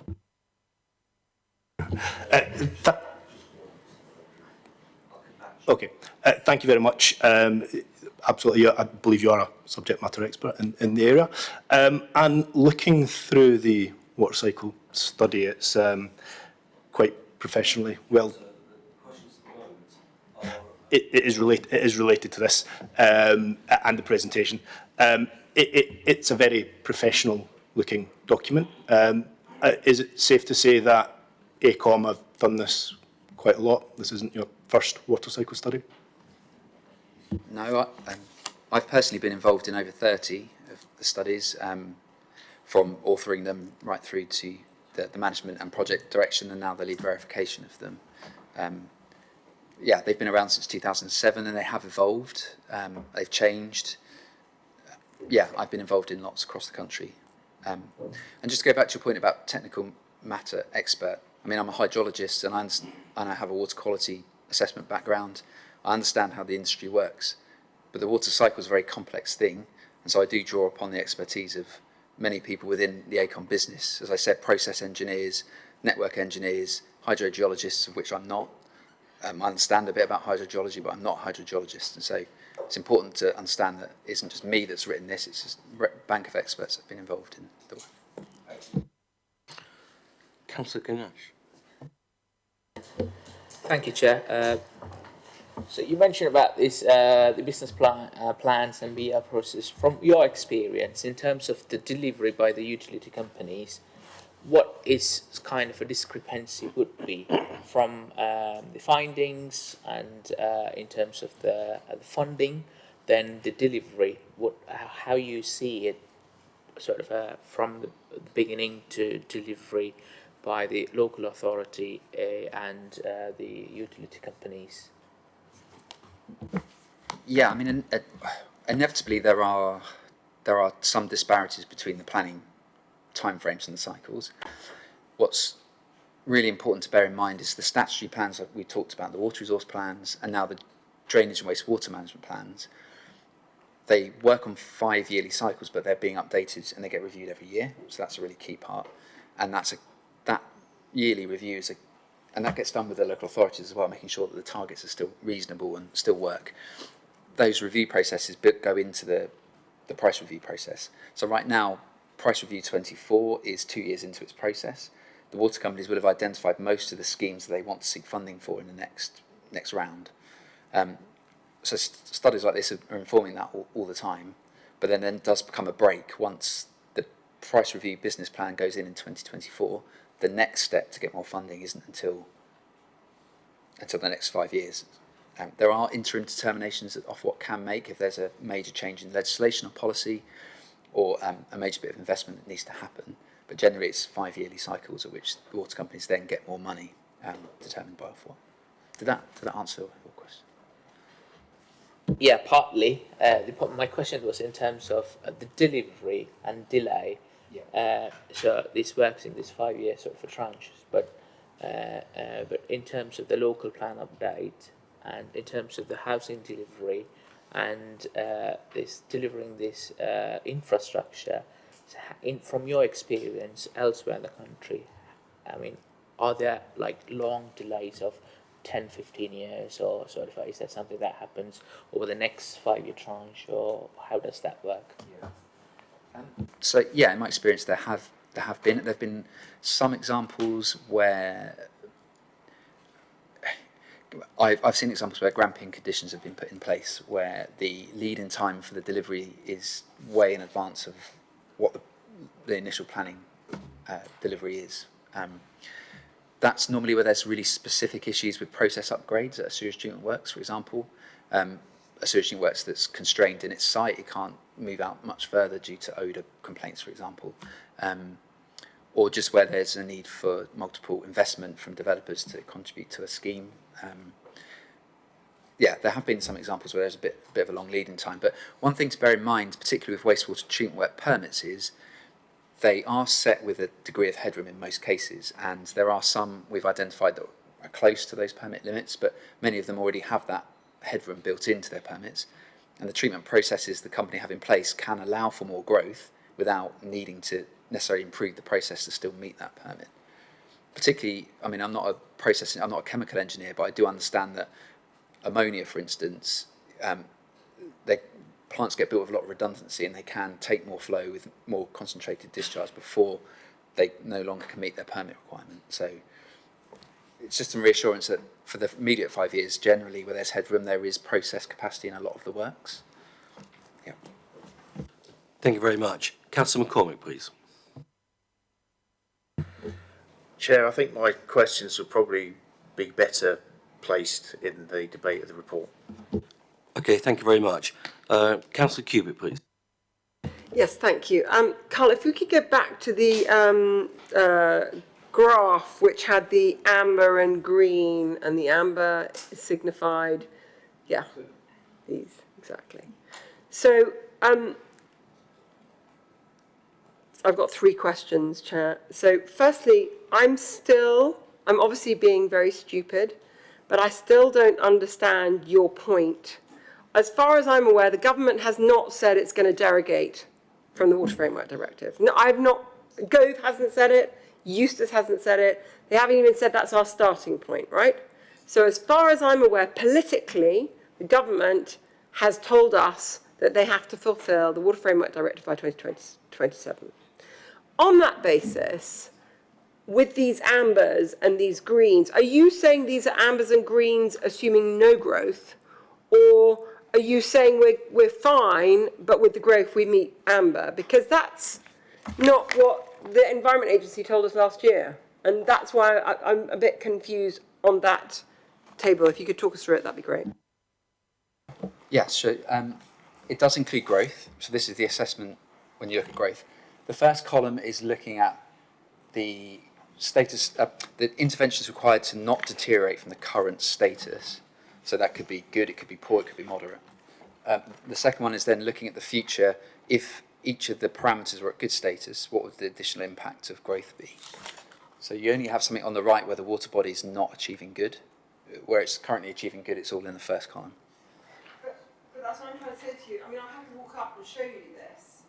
I feel like something out of, I don't know, the Generation game. But this is an Environment Agency document that we got presented to, and it says 2019 poor for overall water body for Basingstoke. And you're saying it's not. The overall status of a water body isn't just one parameter. There are several things that make up. There's the flow regime, there's the hydromorphological quality and the aquatic ecology. They're not all directly linked to discharges. There are the pressures, there are river modifications, there are structures put into rivers, all kinds of things that affect status. So the poor overall status isn't necessarily to do with one parameter that we've assessed that's related to growth. I'm sure you're absolutely right, and I accept that you're an expert, but for the purposes of the Water Framework Directive, this is the classification for the overall water body, and that takes into account ecological, biological, hydromorphological, physiochemical. So that's what I don't understand, is it says it's poor, right? And you're saying it's good, and it's not good. I know it's not good, and the test isn't good either. So our current status, without building in this 18,000 extra houses, is not good. So I don't understand why you're saying it's good. No, so this assessment's not saying it's good. The column on the left is assessing it from its current status. So if it's poor, it's assessed it for no deterioration from poor or moderate or whatever that might be. The right-hand one takes a theoretical position where we force the water quality models to say, right now the river is at good status for the parameters. If you then add in the discharge, as it currently is, would it still achieve it? And then you add on the additional growth, would it still achieve it? And that's the test we undertake. If adding the growth tips it over the edge and says, no, you wouldn't be able to maintain good, then that would be a regulatory barrier. But what we've shown with the modelling is either when you add the current growth, you can't achieve it, or when you add current and future growth, you can achieve it. So the point about derogation isn't you won't ever achieve it always. You can derogate timescales as well. So the target to reach 2025 good status might be derogated to 2040, it might be derogated to 2020 or 2060. And there are loads of examples where the Environment Agency have put that derogation need into the river basin management plans. It's happening across the country. That derogation hasn't happened yet, so you've made a statement. It has happened because they've derogated and said we are not going to achieve it by 2025. And that's set out in the last river basin management plan, and it will be set out in this river basin management plan for many watercourses across the country.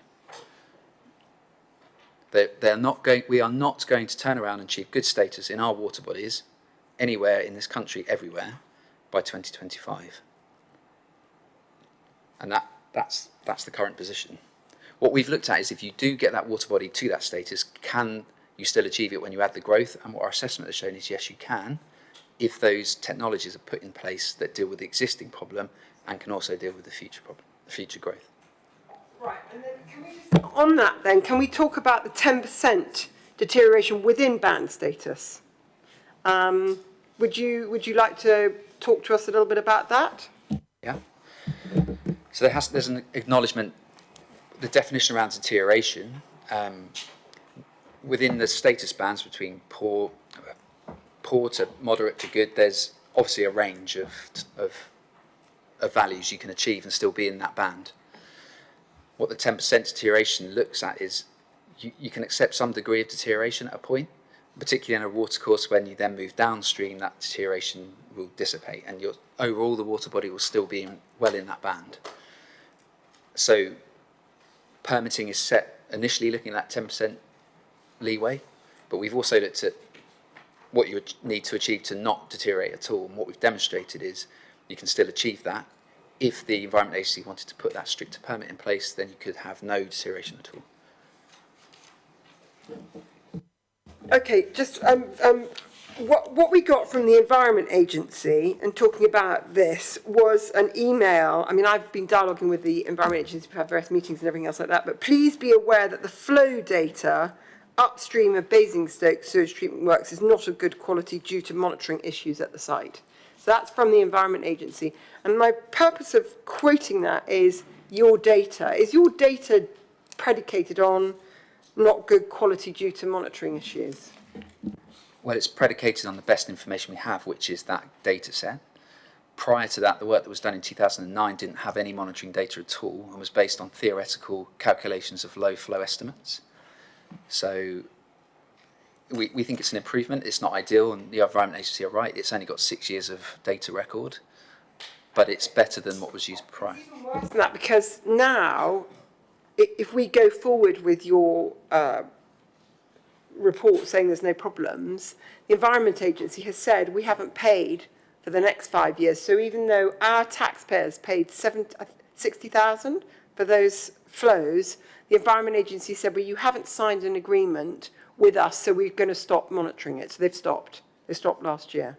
So just for the record, for the public, no one will ever be able to go back and mark your homework or the Environment Agency's homework because we're no longer taking the data. I just want one other question in relation, no, but this is in relation to what he said. No, but it's really important. It's about artificial charging. Councillor Cubitt, we've had lots of speakers who've been waiting patiently. I have got 4 speakers here waiting very patiently. Okay. Can we please let them have a say, and then we'll come back. Okay, so Councillor Harvey, please. Thank you, Chair, and thank you for the presentation.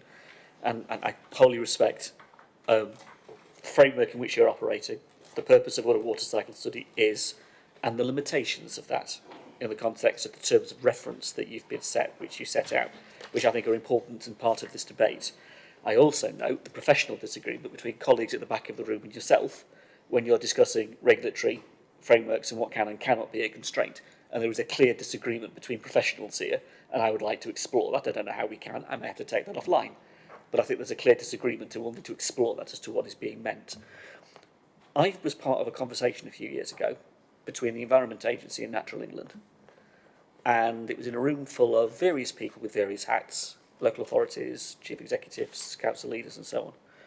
And basically the Environment Agency spat its dummy that Natural England had interfered and taken a ruling in the European Court, because we were still part of Europe at the time, and had said, you can't do this anymore, water companies, you must not, and therefore the consequences of this mean no more development. It is a moratorium, you cannot until this is resolved.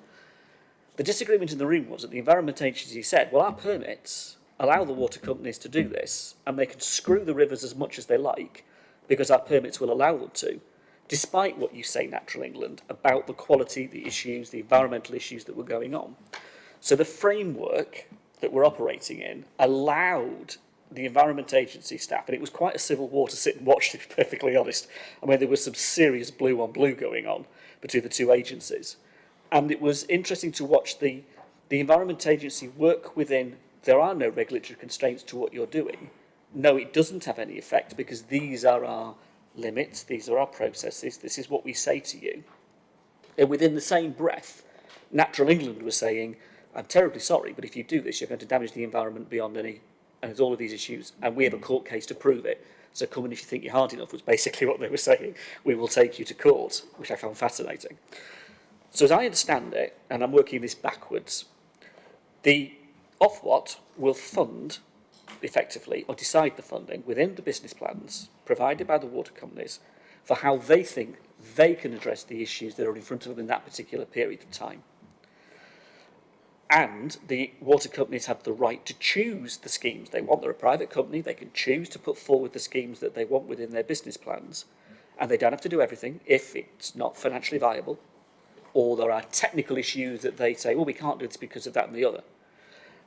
And working back down the process to where we are now, we're saying in our local plan, through what you've said within your limitations, I'm talking about there's no regulatory constraints here, we think you need to do this. The only way we can achieve growth is to do this, this and this. And that will absolve you, so there's 62 litres. The extreme measures around management that you've described that aren't happening anywhere else in the world are the only way we're going to get to have water neutrality. Yet there's absolutely no guarantee, is there, that those water companies will deliver that the actual Ofwat will give us the funding for those things. There are so many other factors wrapped up in this, is there not? So it's an absolute, it's almost a theoretical exercise you're undertaking, which is fine on paper for the purposes of a local plan.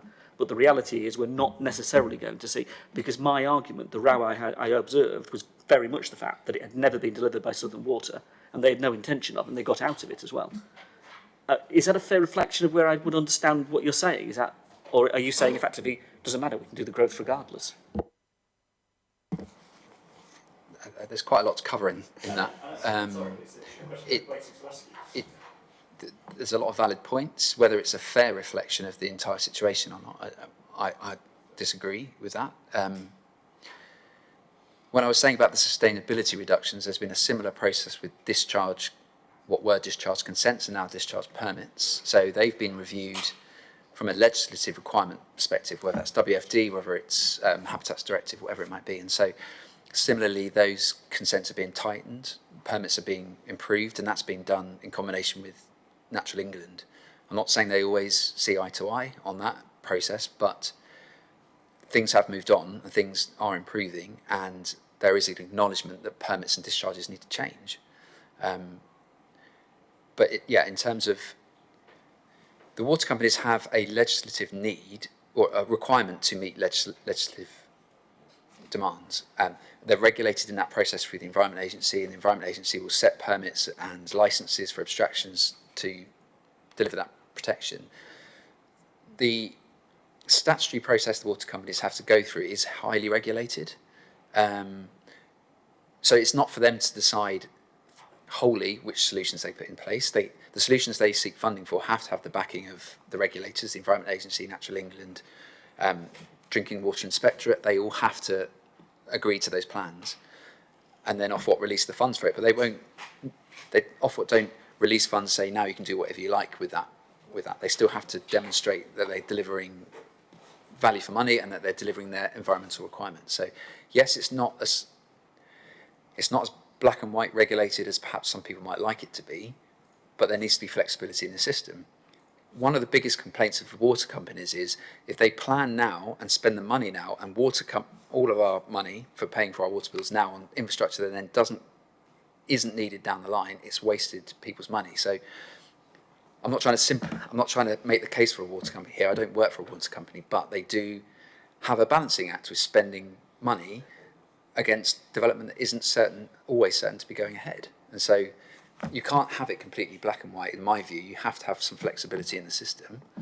And we have to hope that our government continues to allow a solid regulatory environment, which, quite frankly, right now is not doing very well. Thank you very much. Move on, because I've got 3 more speakers, and we've been at this the best part of an hour. Okay, so we do need to move on. Councillor Watts, please. Thank you. Looking at that slide up there, we're talking about water assessment. We're talking the ambers. We're already struggling in several of our stations. We also talk about the wastewater, also struggling at Whitchurch and Overton and Oakley. And you talk about permits. So to get around that, because in your last slide you said there's no statutory requirement for infrastructure, and the way to get around it is for the Environment Agency to issue permits. So we get Southern Water pumping more effluent into the Loddon. Is that how it's mitigated? Yeah, at a basic level, that's right. So the permit sets out how much they can discharge and the quality that discharge needs to meet. So taking into account growth, they'll say you need to increase in your permit to allow more volume, and it needs to meet these conditions on these parameters for your discharge. And that's how it's controlled. Sure. Southern Water are going over that permits. I think they were fined £90 million recently because they're ignoring it. So this permit scheme just isn't fit for purpose, is it? When you've got a water authority just ignoring the permits that are already in place. That's more of a statement. Sorry. Do you agree? Yeah. Permits. Well, I don't agree. I don't think they're ignoring it. I can't comment on how well they've managed their operations. There's probably there will be some negligence in some of those specific cases, but I don't think. I should be honest. I have worked for a water company, and I've never worked with professionals in a water company that purposely want to do the wrong thing. It's difficult to answer. Well, I'm not sure what else you would replace it with. You set a permit, you monitor the water company to meet that, and if they don't, you fine them. And if you keep fining them, eventually they can lose their licence to operate. And Southern Water, that has been on the cards. That's been something that Ofwat and the regulators have been thinking about. But it feels like what you're looking for is certainty that these things will happen, and if they go over their permit, then they'll be stopped. But that wastewater does have to still be treated, and somebody still has to do that.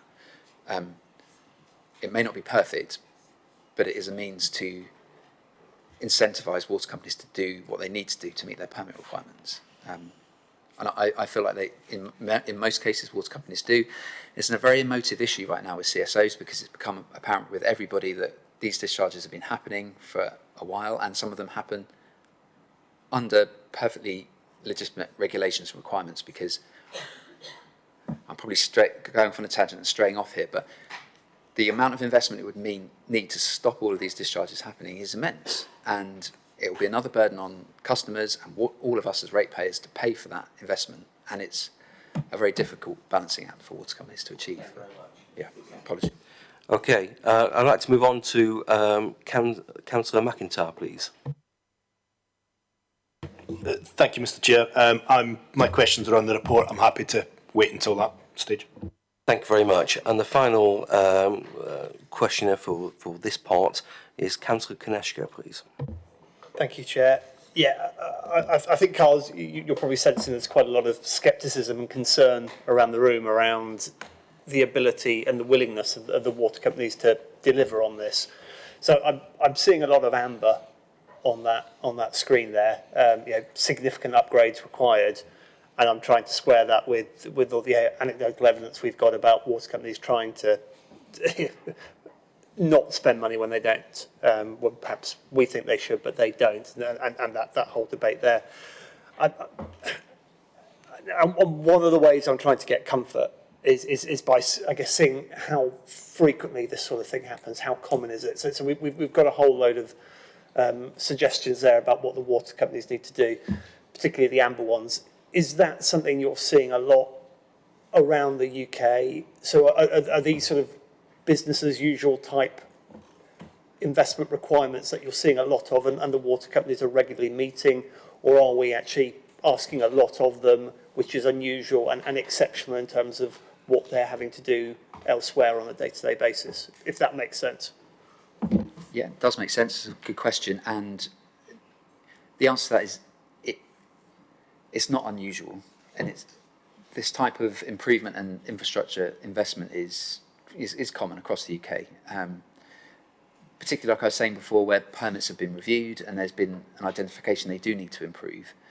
There's phosphorus, for example, is a good example where national trials have been happening to see how low the limit of treatment can go with the technologies we have, and it's gone from a treatment of 1 milligram per litre down to 0.25 milligrams per litre, and that's part of the reason why conclusions have changed since 2009, the work that was done before. There's now a new permit limit of 0.5 milligrams per litre at Basingstoke, and now there's potential to go lower to 0.25, which could, in theory, get us to good status for the Loddon.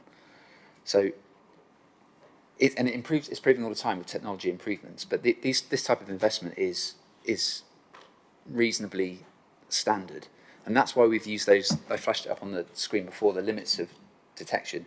We're saying anything above that is feasible and is deliverable with the right investment and the right planning for it. If we were talking about measures that go below that, I wouldn't be able to sit here and say, actually, that's quite standard and that's quite usual across the UK. And that's a really key level to consider. If everything is above the limits of technology that you need to achieve what you need to achieve, if that makes sense. Thank you very much. Right, members, we've been at this now since just. I'm not taking any more questions on the presentation. We'll move to questions. No. We're going to have a 5-minute break, Councillor Cubitt, and then we'll come back. Okay. Thank you very much. 5-minute break. Can we make sure that the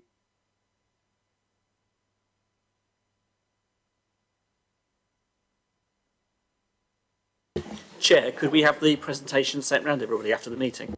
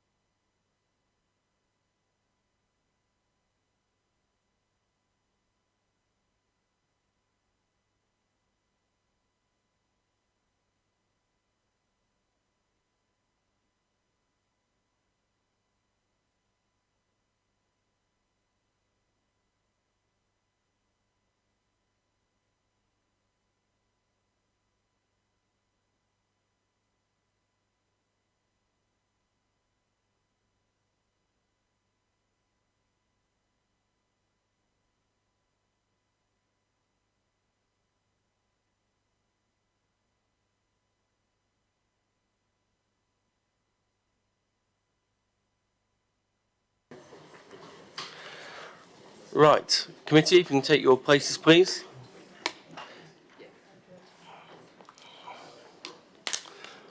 Fantastic. Can we arrange for the webcast to be turned back on, please? Thank you very much.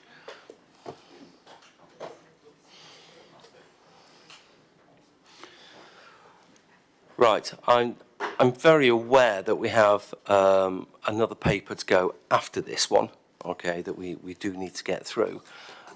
So what I'm minded to do is to start going through the various sections. I'd like questions to be kept to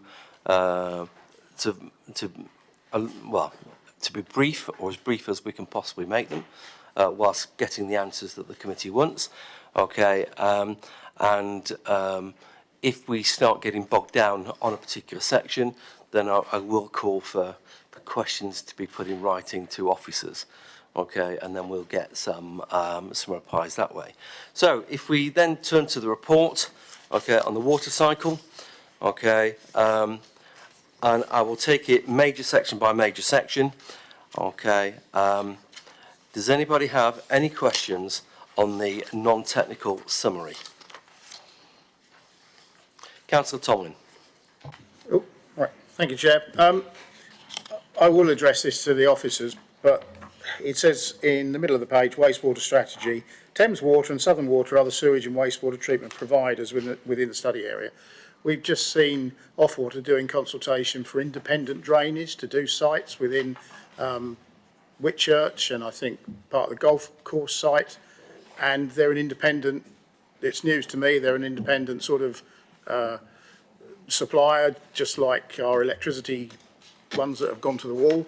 So my question is, we're making a statement these are the suppliers, but if other boys are coming into the picture, what responsibility are they taking, or is that worded correctly? Thank you very much, Councillor Tomlin. Yeah, so new companies are still regulated by Ofwat, called inset providers or NAVs. What happens is they take the water wholesale from the incumbent water company. So the planning for that water availability will still be done by the wholesaler. The wastewater is slightly different, so the NAVs or the inset companies will be responsible for dealing with the discharge and meeting the permit requirements on the wastewater side. So the overall planning for the amount of water is still done by Thames and or Southern and South East Water, and then the provision for the wastewater will be managed by that NAV once they take control and management of that system.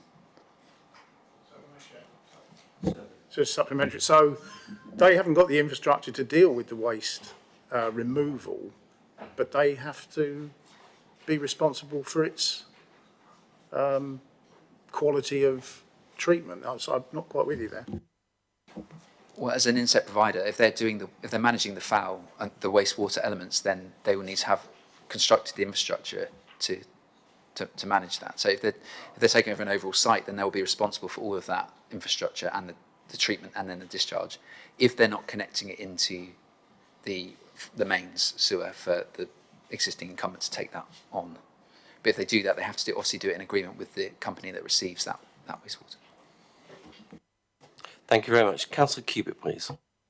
Yes, just on this section, we touched on this earlier from your initial presentation.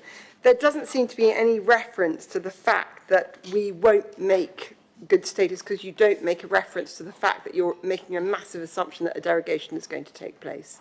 And I just wonder whether this is something that should be in here. That's number one. And number two is the concerns about the aquifer, specifically with regards to the river test, and the lack of analysis and evaluation doesn't seem to be referred to in the water supply strategy.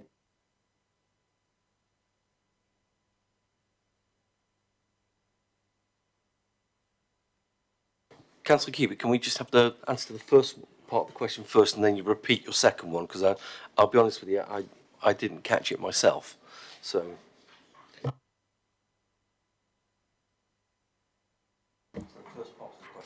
Which was the... There doesn't seem to make a reference. to the... Sorry, because Yeah. I mean, I'm not an expert. I accept you're an expert in modelling. You're not a hydrogeologist, but you're a hydrologist, modeller. But this is the third water cycle study I've been through now. And forgive me for being slightly cynical, but the storyline since the first meeting with Halcrow, is that we've got a massive problem in Basingstoke. So what happened was the first water cycle study, just to give you a bit of background, said we shouldn't build anymore, right? And since then we've been building, we built thousands and thousands and thousands more houses. Second water cycle study was a classic civil service fudge. And what they did was they didn't like the first water cycle study. So what they did, and by the way, we didn't get to see it for 3 years because it was you know, blacked out, and we eventually had to get RMPs to get access to it. The second one was a question, and the question was this: what is the difference between 740 houses versus 940 houses, and would there be a marked deterioration in the band status from the difference between 745 per annum and 945? And the answer was no. So we're now here, and I totally accept that technology's improved and everything else like that, but we've had meetings with Thames Water, and the head honcho told us that if he was to choose where to build, he told us this in a public meeting 4 or 5 months ago, if he was to choose to build, he would not build any more houses in Basingstoke. And he's the head honcho at Thames. I'll give you his name, right? Because he says we've got massive problems. And whilst I totally accept that there are other places that have problems, we have very significant problems because we're at the head of the waters, right? And yes, there is, because it's just the background for Carl. I'm sure he knows all of this, and I hope he does know all of this. But what I don't understand is why in the original, in the technical study, he doesn't make any reference to the fact that the massive assumption in this whole document is that we're going to derogate from our withdrawal treaty obligations. I think the reason it's not in the non-technical summary is because the conclusion from the work is that it isn't the growth that's going to result in that derogation. As it currently stands, if there was no growth and there were no further improvements at Basingstoke wastewater treatment works, there would still be a derogation of that good status for the physico-chemical elements of the River Loddon, unless you do something about the existing. I understand absolutely, and we just had that conversation. What you're saying is we fail, we will only not fail, we cannot not fail, so therefore there has to be a derogation. So because we're going to fail anyways, be damned.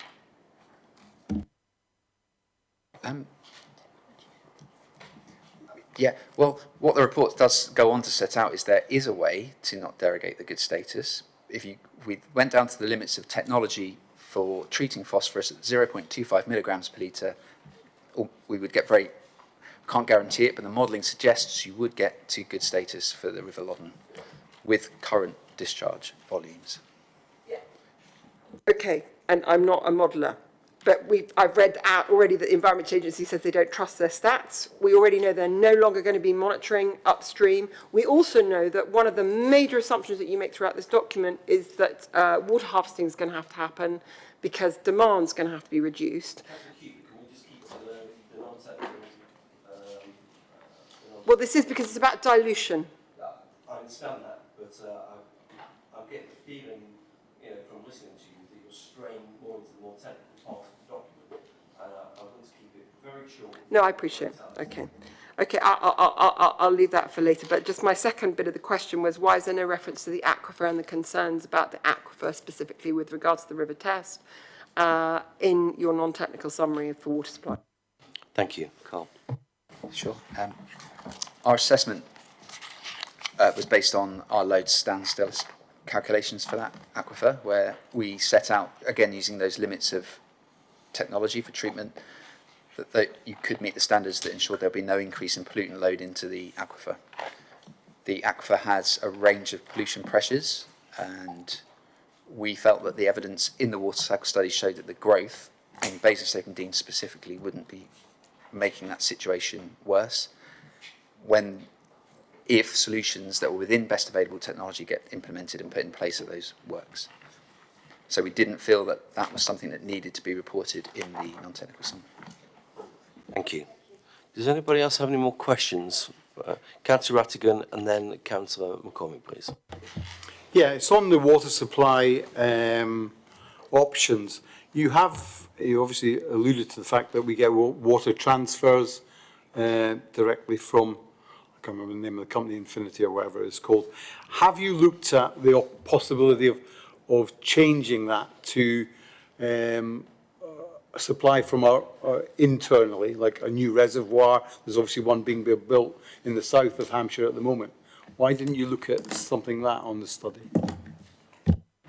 Well, very simply, the water cycle study relies on the work that the water companies do, which, to put into context, they spend millions of pounds every AMP period in their water resource management planning process, looking at that type of process. So within the limitations of the water cycle study we discussed and the money that's available in the public purse to pay for that, that isn't something that the water cycle study can do in any great detail, or certainly not in any more detail than the water companies already do.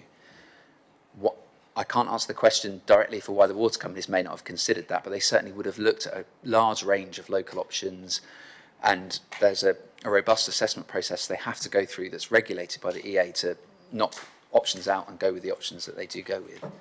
So if there were an option that was environmentally beneficial or cost beneficial more locally, then that option would have been taken forward, but the water companies decided that that's not deliverable. Much. Councillor McCormick, please. Thank you, Chair. Just two questions. Bottom of page 31, mentions made of Whitchurch, Overton, Oakley wastewater treatment plants, limited capacity. Ashford Hill has no capacity. Then it mentions Barton and Stacey. So am I right in interpreting that we can't consider, I mean, it would be irresponsible to do it anyway, but we can't consider the Barton Stacey capacity because Test Valley might have additional effluent that they might want to discharge, get treated at Barton Stacey? That's my first question. The second question is the penultimate paragraph, page 33. So this evidence base can be, or the efficiency assessment can be used to justify retaining the current water use policy, 110 litres per head, as seen on page 106 of this report. But what about the 62 litres per head? Presumably we can't justify that, and what would we have to do to be able to justify that?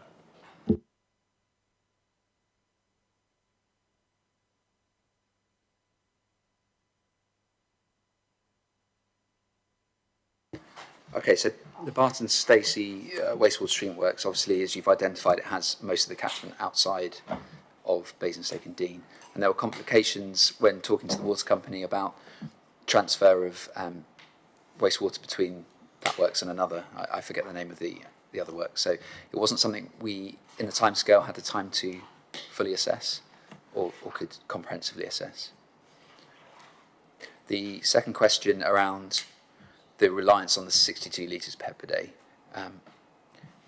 So just to reiterate on that, we're not, at any point in this work, we've only used that 62 litres per head per day to look at the theoretical water neutral position. The assumptions on water use have been built around the existing policy of 110, with an allowance for what the water company considers is additional to that. So there may be a bit of infiltration into the system, for example. So we allowed a little bit of an increase on 110, but all the basis of is there going to be enough water and can the wastewater treatment works take that flow is based on 110 plus a small amount of infiltration into the sewer system. So the 62 litres per day hasn't been taken into account in the feasibility and the assessment of regulatory compliance. Thank you very much. Okay. Is it, yes. You've repeated one thing quite a few times. It's nothing to do with how much housing is being built or how much building's going on, with the decline of water levels and other things. How can that be? Can you explain? You've mentioned that a few times. It's nothing to do with housing or increasing housing. Apologies. Can you just repeat what I haven't explained very well? Basically, you've said a few times regards to the quality and level of water, and you've said a few times mentioning when we've mentioned that it's nothing to do with the amount of housing that is being built. Yeah, I think referring to the future status test, I think is what you're alluding to. So the process for that is we we have to take a theoretical position. We force the models that we use to meet the quality that's required for that good status. It's a theoretical position, and then from that you can test what happens when you add existing volumes of flow into the watercourse, and what happens if you increase that flow. Can you still maintain the downstream target? So the process of that modelling is, you've got a theoretical good position throughout your catchment, you then model existing flows that are measured from the wastewater treatment works. Does it pass? If it does, then you then go on to test the additional growth, and if it still could pass within technology constraints, then you're saying that that additional growth isn't going to be a blocker to meeting good status in the future. And a really key part of that is to get that theoretical good position, you need to deal with all the catchment inputs and pollution issues. And there are measures that are going on to start dealing with that. And yeah, that could be land management from a farming perspective. It could be improving the condition of hydromorphologically of the river, how it flows, its shape, its structure. And those pressures, those things are starting to happen. There's a long way to go before those things will happen. So we have to force a theoretical position, saying all those measures in the catchment happen. Now we test what happens when you stress test it and add growth on top. If you can still achieve those targets, that's where we conclude that growth won't be a blocker to all of the WFD requirements being met. Thank you very much. Senator Gaskill? So, in theory, it works, but in practical terms, what you've just described, would that work? It can.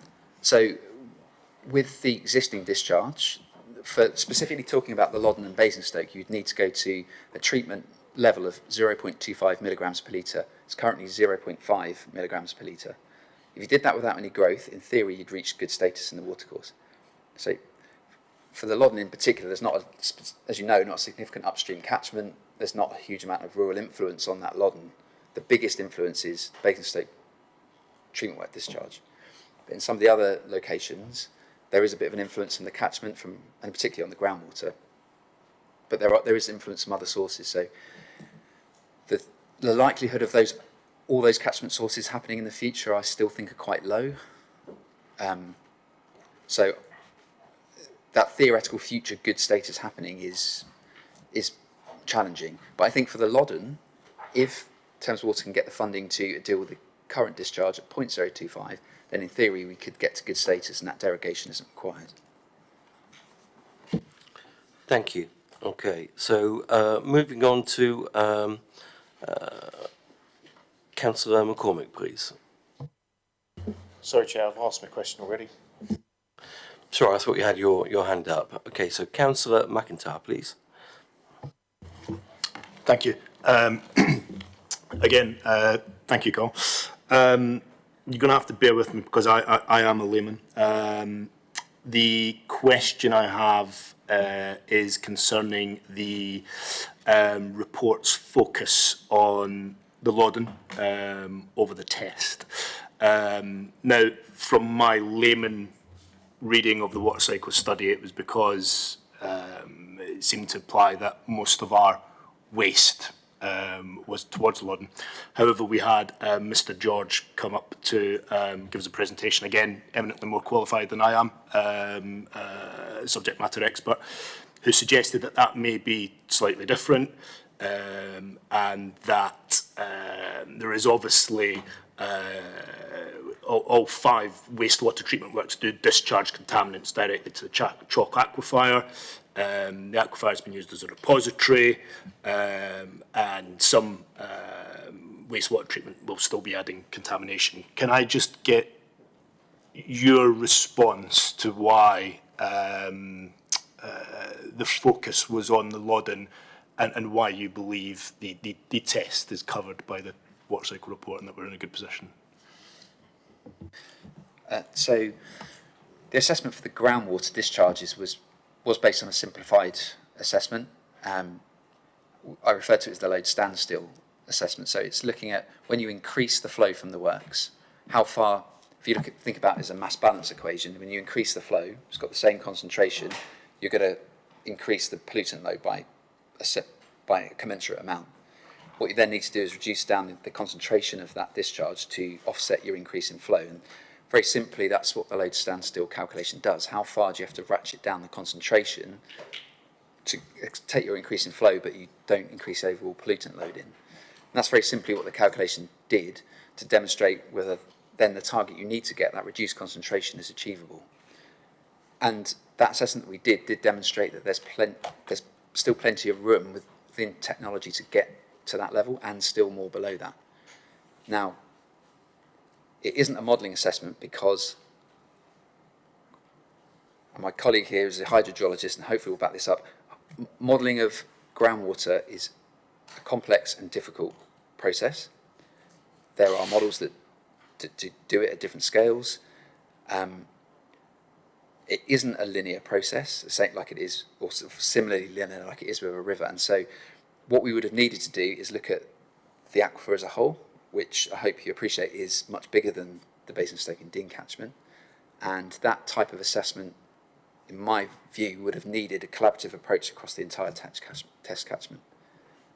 So it felt justified that our simplified approach just looked at what the specific discharge inputs were from Basingstoke. Could they be managed?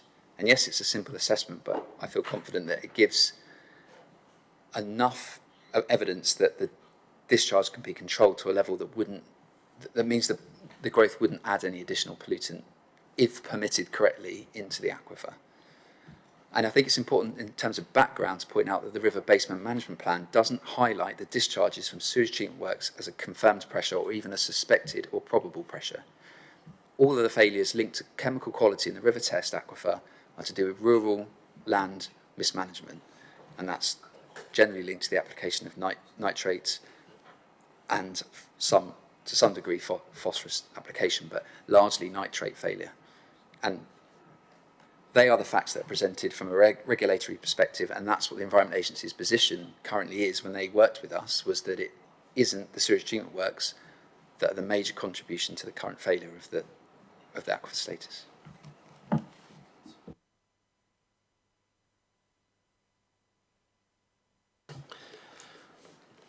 Right. Okay. Just at the moment, I'm going to stop this report here because we've also got the transport infrastructure, which I'm assured we have an officer here from Hampshire County Council. We have spent a lot of time on the water cycle study, and we haven't even started the report yet. So what I want to do is take 5 minutes. Okay, we'll swap over the officers. We will go through the transport infrastructure, and then we will come back to this report. Okay, and go through it as far as we can. So take 5 minutes, please.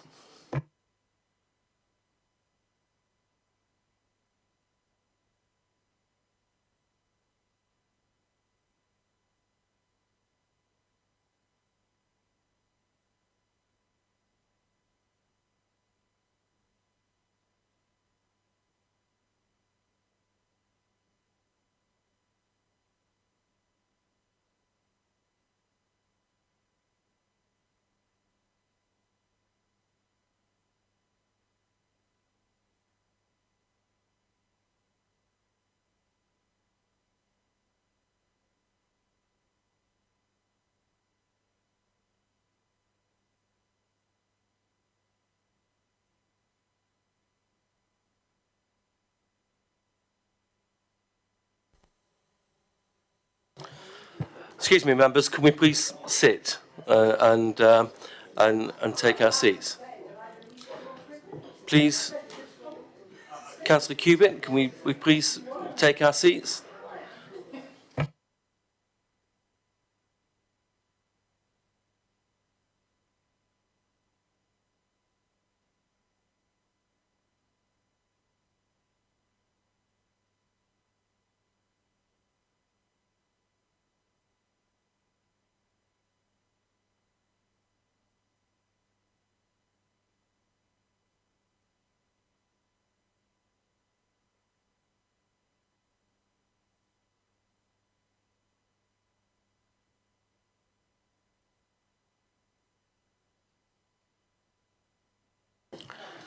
Members, can we please take our seats? Councillor Cubitt, can you please take your seat? Councillor Cubitt, can you please take your seat? Thank you very much. Okay. What, in order for us to get through the business, okay, what I'm suggesting is that we go through the transport, okay, impact review report, and then going back to the water cycle study, if we have time, okay, then I will permit a few more questions to officers. Otherwise, if we don't have time, I'm suggesting that we email in questions to officers, okay, and then officers will answer that, and we will circulate the answers. Okay, so if we move on to the transport evidence base, please. Thank you.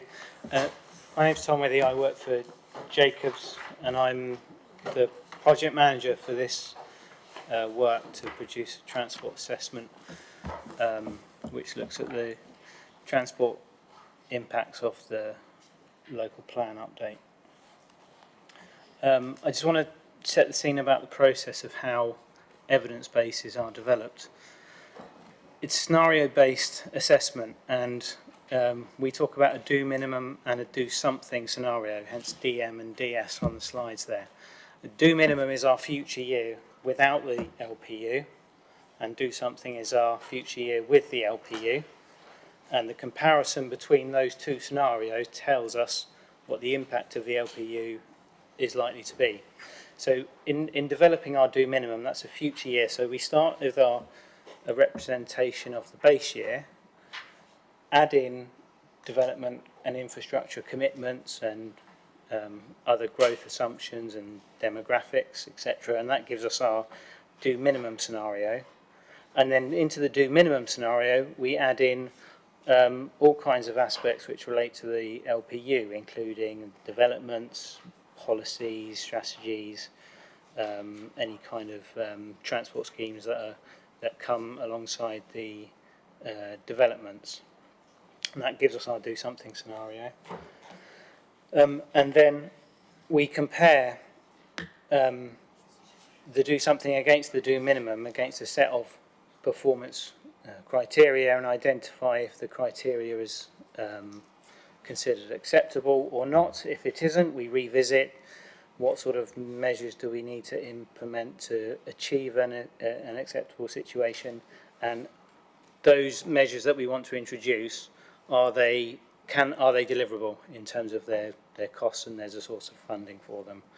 And through that case, we reach a situation where the highway authority is content with the level of impact that the LPU is likely to have. But it's worth just explaining that this is a process, and we're right at the start. So we're at the local plan process is sort of progresses in 4 stages, as they are on the screen here. And we're just coming to the end of that first process, which is the Reg 18. Then we have the pre-submission stage, then we have submission and examination, and then finally the inspector's report and hopefully adoption. So it's just worth noting at the moment we're at Reg 18. The plan will change between now and its final incarnation, so the transport assessment needs to be updated in parallel as the local plan updates are revised. So this is what we have at the moment, is just the first iteration. This is just a reminder of what we've included in the assessment of the local plan update. So these developments here go into the do something scenario. I understand there have been some small changes to the numbers that are in here, but nothing especially substantial at the moment, but there is potential that this may change in future. And we have similar for, sorry, I should have said the previous slide was just showing residential developments. This slide shows employment developments, the largest of which is the hospital relocation. So it's worth noting this includes, whilst it includes an increase in employment and hospital land uses out by Junction 7, there's also that level of reduction where the current hospital site is. It's also worth providing some context around the local plan, because the transport assessment will draw on these items. So The first of which is the Basingstoke Transport Strategy, which has a number of themes, but the theme behind all of it is a move to move people out of private vehicles and into public transport and active travel. We also have the draft local cycling and walking infrastructure plan. This again sets out plans to improve the infrastructure by those modes. So the image you can see, the lines in red are proposed primary routes, and then the infrastructure plan goes into more detail around each primary route of the type of measures that are planned.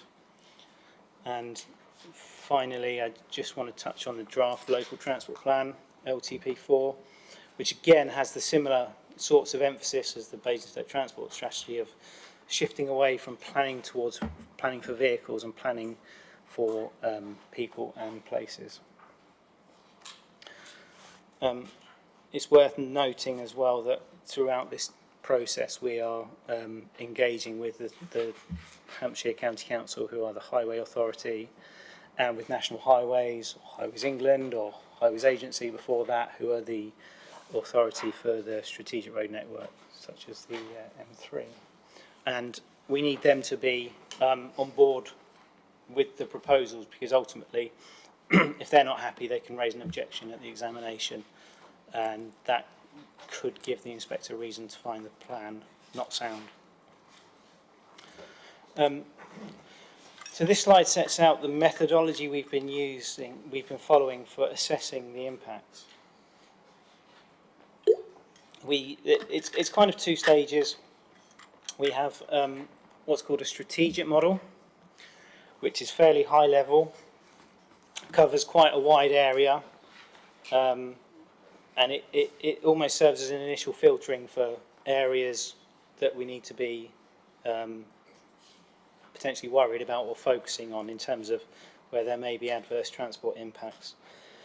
And then using that, we can filter down and look at more detailed assessments in local, as we call it, junction modelling, which takes the flows from the strategic model, which in this case is Hampshire's NHTM 19, but it takes those flows and it looks at it on a more detailed level. The junction models are much better at telling you what the level of impact is going to be in terms of queues and delays than a strategic model is. So again, I referred to a scenario-based assessment. So we specified to Hampshire what needs to be included in the do minimum scenario, which is without the local plan, and the do something scenario. So in the specification to Hampshire, the do minimum scenario allowed for around 12,000 dwellings, 5,000 jobs, and various committed transport schemes. Next one, please. And then in our do something scenario, we specified on top of what's gone into the do minimum, roughly 8,700 dwellings and 12,000 jobs or so, but around 3,500 of those jobs are those relocated from the hostel, so the 12,000 isn't a net increase. We've also specified public transport and park and ride provision along the A30, and highway network additions which facilitate development access. So if there's a particular site which is in their allocation, they need to access the highway network, then that access is included as well. And some of those junctions will require bus priority, but that particular aspect hasn't been included in the model as yet. It's worth noting that the model, the trip generation of the sites of everything that in all land uses is determined by the strategic model, and it calculates the trip generation across all modes of travel. So that's car, bus, rail, walk and cycle. It takes account of future demographic changes. So we have an ageing population, so the proportion of people who will be working is lower. So the model builds that in when it considers the trip making that will take place. It does reflect the objectives of the transport strategies, but it's worth noting also that the model is a pre-COVID model. So it's 2019 base year. So it's representing the situation of as of 2019. The reason we don't have, it's basically quite expensive to build a transport model, and at the moment transport conditions have not settled down to the extent where there is a new normal. So that's why models are generally, this is as a general rule, lots of transport models are all based on a pre-COVID situation. We also need to model a full build-out scenario. So our horizon year for assessment is 2039, which is the LPU horizon year. But the policy for Southern Manydown in particular makes provision for about 7,500 homes, of which 2,200 are expected to be delivered by 2039. And there's a similar policy around Popham. So what that means is we have to assess what's happening in 2039, but we also have to be cognizant of what happens in the full build-out scenario. However, for the full build-out scenario, we don't need to provide as much evidence and detail as we do for 2039, because what happens beyond then is will be subject to further work beyond the local plan. So in terms of the full build-out scenario, we don't have as many of the answers as we do for our 2039, because we don't need them yet. So this slide just highlights some of the results coming out of the strategic model. So I hope the geography is clear, that Basingstoke is roughly in the middle of that picture. And the links, the lines are the highway links and the blobs are junctions. And what this is showing is the difference in average delay between our do something scenario and the do minimum scenario. So where there's a bigger blob, that says, compared to the future when you don't have the local plan, this is the additional delay you'll have that the local plan update will bring about. So we use that as a useful way of filtering where the impacts are likely to be. So that's at 5 ways, Southwood Corner, the A303 and Overton Road, around M3 Junction 6. There's some indication of increased delay, but there's also, we were keen to look at the particularly a safety concern regarding queues. If queues spill back onto the mainline motorway, that is a safety issue. So that's, although this only shows what happens in the AM peak hour, the PM peak is, gives roughly similar results. So that gives us an initial filtering. What we also looked at is journey times, because lots of those blobs, you might have a number of quite small blobs, which might not mean very much, a few seconds here or there, but do they in aggregate lead to something more significant? So we had a look at what would happen along journey times. So if you start at one end of these coloured line, travel down and then back again, how does the total travel time along that route change? And this is highlighting all of the routes that we looked at, and the text boxes and the arrows tell you what the journey time was in the do minimum scenario and what it is in the do something scenario, and it's marked up some of the highest impact ones. So for example, the A33 corridor out by Sherfield and coming into Ringway, in the AM peak the journey time goes up from about 9 minutes 16 seconds to 10 minutes 9 seconds. Now I take that to read as roughly a minute increase. It's a model, so it's not going to be precise in terms of the number of seconds. But the routes that I've highlighted there are the ones where there's the larger increases, around a minute and a half. The PM peak shows kind of similar increases. In some cases they're in the opposite directions. If it's worse coming into town in the morning, then it's worse going out of town in the evening. The only thing that is an exception is that on the A30 going outbounds towards towards junction 7, there's an increase of about 3.5 minutes, which is linked to Southwood Corner, which was mentioned on the previous slide. That focused a large part around Basingstoke, but we did have a look outside of Basingstoke as well, and the model wasn't really flagging up any big impacts in that area, so that's not an area we've had any concern.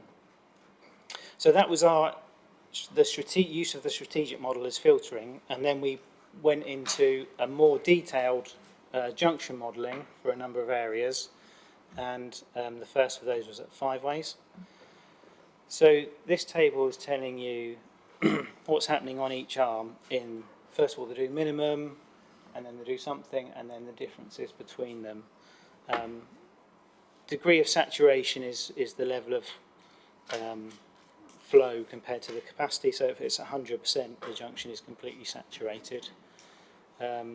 Delays, those are the average delay per vehicle going through the junction from that arm, and the queue is the length of queue, and the flow is the traffic flow that's in the strategic model. So it's showing at Five Ways that it's not falling over in terms of amount of saturation, but it's getting a bit worse. Potentially some kind of mitigation might want to be looked at here, which may be a public transport route through to Many Down, which would support the wider strategy. We looked at Southwood Corner as well, similar, it's showing similar sorts of information. But at this junction, between the do minimum and the do something, it gets worse. Not drastically so, and not as great as the strategic model is indicating, but if you look at the levels of saturation, they're in 92, 95%, which is quite close to becoming overcapacity, and something that we think is would require mitigation of some form. M3 junction 6 we looked at. The key point to note here is that in the do something, the length of the queue, that's the mean max queue on the on arms A and C, which is a slip road, they get a bit worse, but they don't go all the way back onto the main line. Which is National Highway's main concern, and National Highways, on the basis of the slip road, we presented this information to them, and they were relatively comfortable with what was being shown. One area that we do have a concern though is the queue on the northern arm, the A339 coming into the motorway, where it's congested even without the LPU going ahead. The LPU makes it a bit worse, so that is something that would potentially require looking at. A solution is probably likely to be required, even regardless of the LPU. So that's something that we would need to look at. Probably something like a left filtered lane if you come in from town going straight onto the M3 London bound, where you don't need to give way to anything coming across, is likely to provide a solution to that. Overton Road was flagging up. Now, in this scenario, at the moment, this junction and the one on the other side of the A303 is priority give way junction. The proposals, which the model reflects, are that that become signalised, and we think signalised is needed for safety reasons. And the signalisation is largely what's causing the increases in delay, because if you're going north-south up that road at the moment, you can just go straight through, you don't need to give way to anyone. In this scenario, with the plan in place, there'll be signals, so you'll be stopped at a red light, you have to wait, and then you can go. It's not over capacity, it's just you'll get stopped there at some point, and as soon as the signal goes green, everyone can go through. So, although it's showing an increase in delay, it's not something that needs mitigation beyond what's already in there, which is a signalisation scheme. This is the results for the junction on the other side of the A303, and it's telling much the same story. We've also had a look at what's happening on the M3 in this scenario, and in this image here, you can just about see there's one piece of black between junction 7 and junction 8, and that represents an overcapacity situation. red is not over capacity but close to it. Orange is not close to over capacity but not free flowing either, and green is not really approaching capacity. We're in Hampshire in liaison with National Highways about the situation here, but I think it's worth noting what's happening here tends to be it's happening already regardless of what the LPU is doing. Potentially background growth, not necessarily anything to do with Basingstoke. So that's something that Hampshire, that National Highways would want to be looking at regardless of what happens with the local plan. So our conclusions are that where mitigation is needed over the plan period, this is to 2039, is at Southwood Corner, 5 ways, potentially M3 Junction 6, which we need to discuss with National Highways, and then there's PT routes and active modes schemes and other schemes which tie in with the wider strategy, the Basingstoke Transport Strategy, LTP4, etc., which is moving away from what used to be predict and provide, which was saying, well, this is how many car trips are going to be generated. We need to provide for all the capacity for that amount of new cars that are going to be put onto the road network.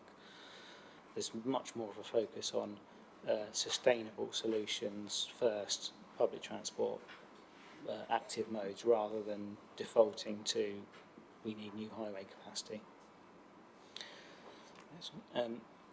Having said that, there are proposals that do provide some highway capacity where it's really needed. There's a plan at Southwood Corner. This is a drawing here, so in this drawing, north is kind of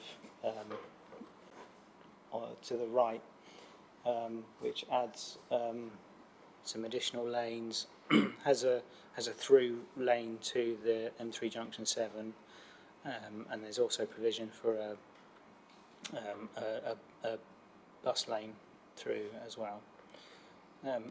We tested the impacts that scheme would have,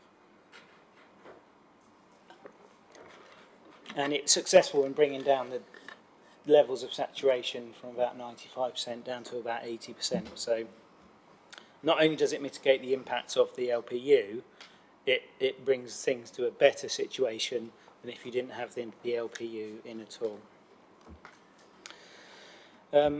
Lastly, we then did look at what happens in the full build-out scenario. So this is with the 7,500 houses at Southern Manydown. The blobs are telling us that there is a need to look at some impacts along the A30. Interestingly, at 5 ways, the amounts of delay decrease compared to the 2039 scenario. So if you, next slide please, thank you. So this is just a summary of where we, in the full build-out scenario, where we're looking at a potential impact, so at 5 ways, but what's happening in 5 ways in this scenario, it's actually improvement compared to 2039, because the working assumption at the moment is that there's no car access onto Pack Lane, so that additional traffic doesn't go through. There's increased delays at Southwood Corner, but there is a mitigation scheme already there. Along the A30 between Southwood Corner and going south to the A303, there's delays at access junctions, and there's delays around Trenchard's Lane, and the M3 is over capacity in places. I mean, at the moment we only need to assess 2039 in detail, but we need to make sure that what's proposed, what we put in place for 2039 doesn't prejudice the ability of the full build-out scenario to be mitigated.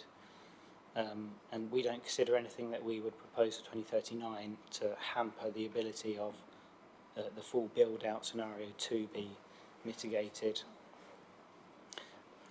We will need to provide in due course assurance to an inspector at the local plan that the full build-out scenario is deliverable and it's not inconsistent with wider policy objectives. But that's more likely to be influenced by other studies that are ongoing or forthcoming rather than directly as a function of this transport assessment. The transport assessment is likely to draw on those other studies. And that's my presentation. Thank you very much. Just, we've got your notification there, Councillor Cubitt. Just before we go any further, I know it's not quite 9:30. It's 20 past.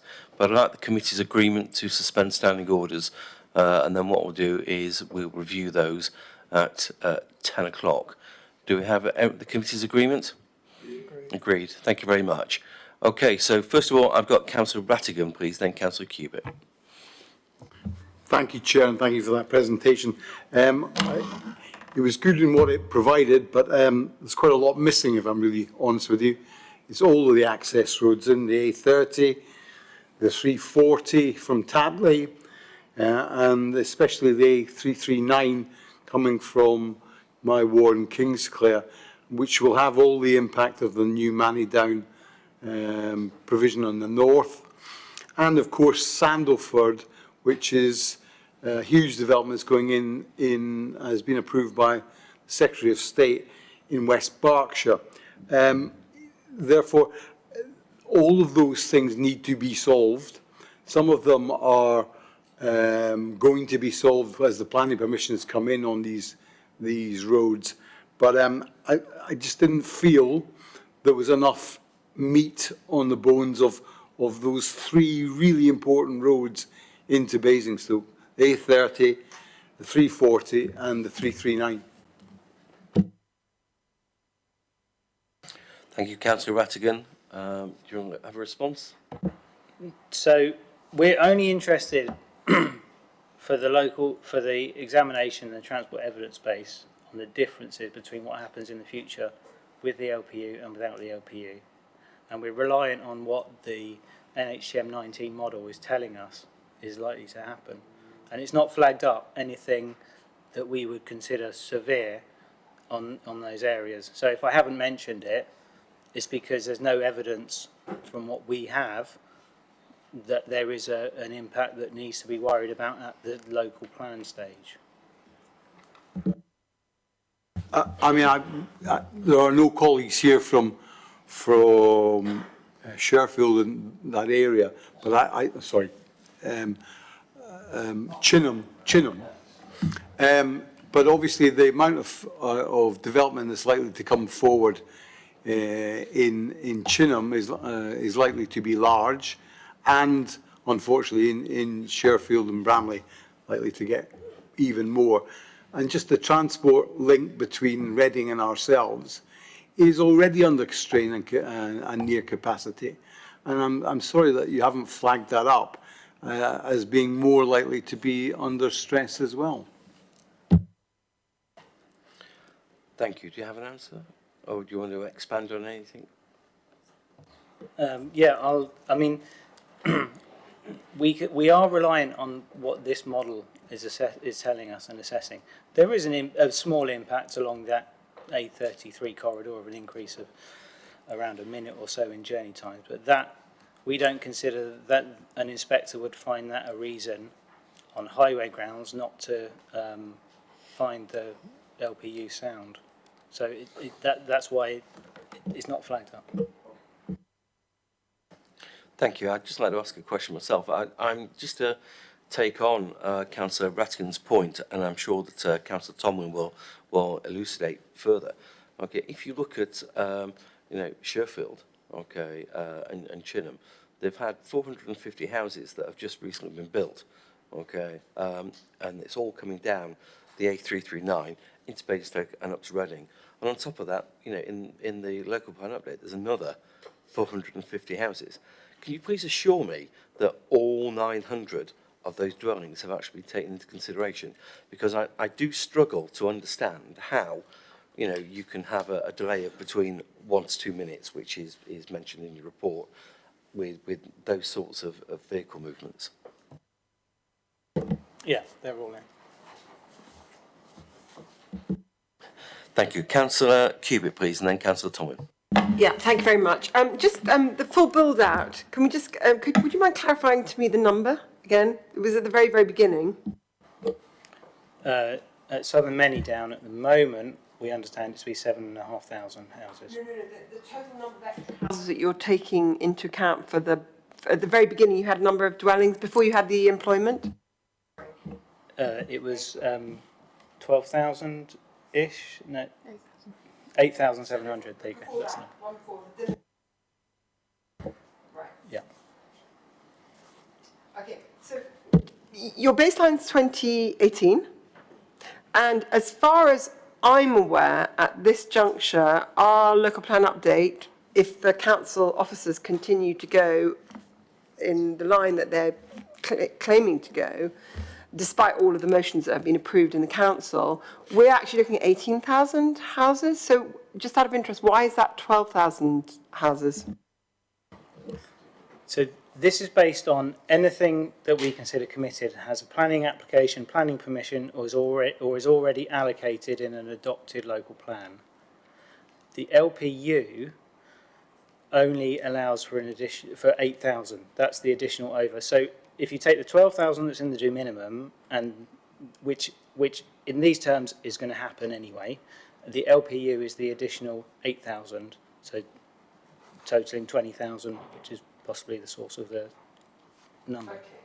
Okay, thank you. Right, now, next question. Moto, when you had the picture of the M3 and the issues that there are about Junction 6, are you aware of the Moto application, and has that been factored into your evaluation? We're aware of it, but it's not in these evaluations at the moment because it doesn't have status in terms of an approval. Therefore, we only put in something if it's likely to be approved. The park and ride in the A30, which bit of the A30 is that being mooted? It's within the Southern Many Down site. Councillor Cubic, can we come back to you, please, and go to other speakers, just to make sure that we give other people as much airtime, please. I will come back to you, I promise. Okay, Councillor Tomlin, please. Thank you, Chair. Yeah, just going back to the A33 corridor. We've got our current local plan, and there are sites that are not yet populated, which have just been built. That's Redlands, for instance. And we've now got east of Basingstoke, which has been it's been in the old local plan for 450. It's in the new local plan for the total of 900. We had a meeting with the developer who haven't a clue how they're going to access that site. So firstly, that's just one element of how can you do modelling when you don't actually know what's been agreed or what they're going to do or where they're going to appear with their traffic. So there's about 1,500 odd houses up that A33. Yes, I hear what you're saying. I mean, it's very disappointing. We're going to obviously increase time, but actually we're not bothered about the 10 minutes it takes already to do a couple of miles. We're just worried about how much extra, but that's a separate matter, and I realise that's not yours. So it's that sort of thing that worries me, and also particularly the comment that was made when Upper Cuffode Farm, which feeds into the business park in Chinham and then goes onto the A33. There was no money taken for highways because the A33 cannot be increased to take the extra burden of that traffic. So monies were put into the mass rapid transit system pot. So there's already problems there. I know also we've got here A33 Thornhill Way Junction. I've no idea what that is, what scheme that is, unless it's slightly more clever traffic lights. Maybe that's what it is. But so that's really the first question: is really, have you taken into account all of the things that are likely to happen that actually have not occurred, and there's no information that we're aware of, and so that's that. I'll have a supplementary afterwards. Yeah, so it takes into account in terms of the quantum of housing that's going to be built. The detail of how they'll access onto the road, if it may not be known at this stage, or it may not be known to a sufficient level of detail that we can model it exactly.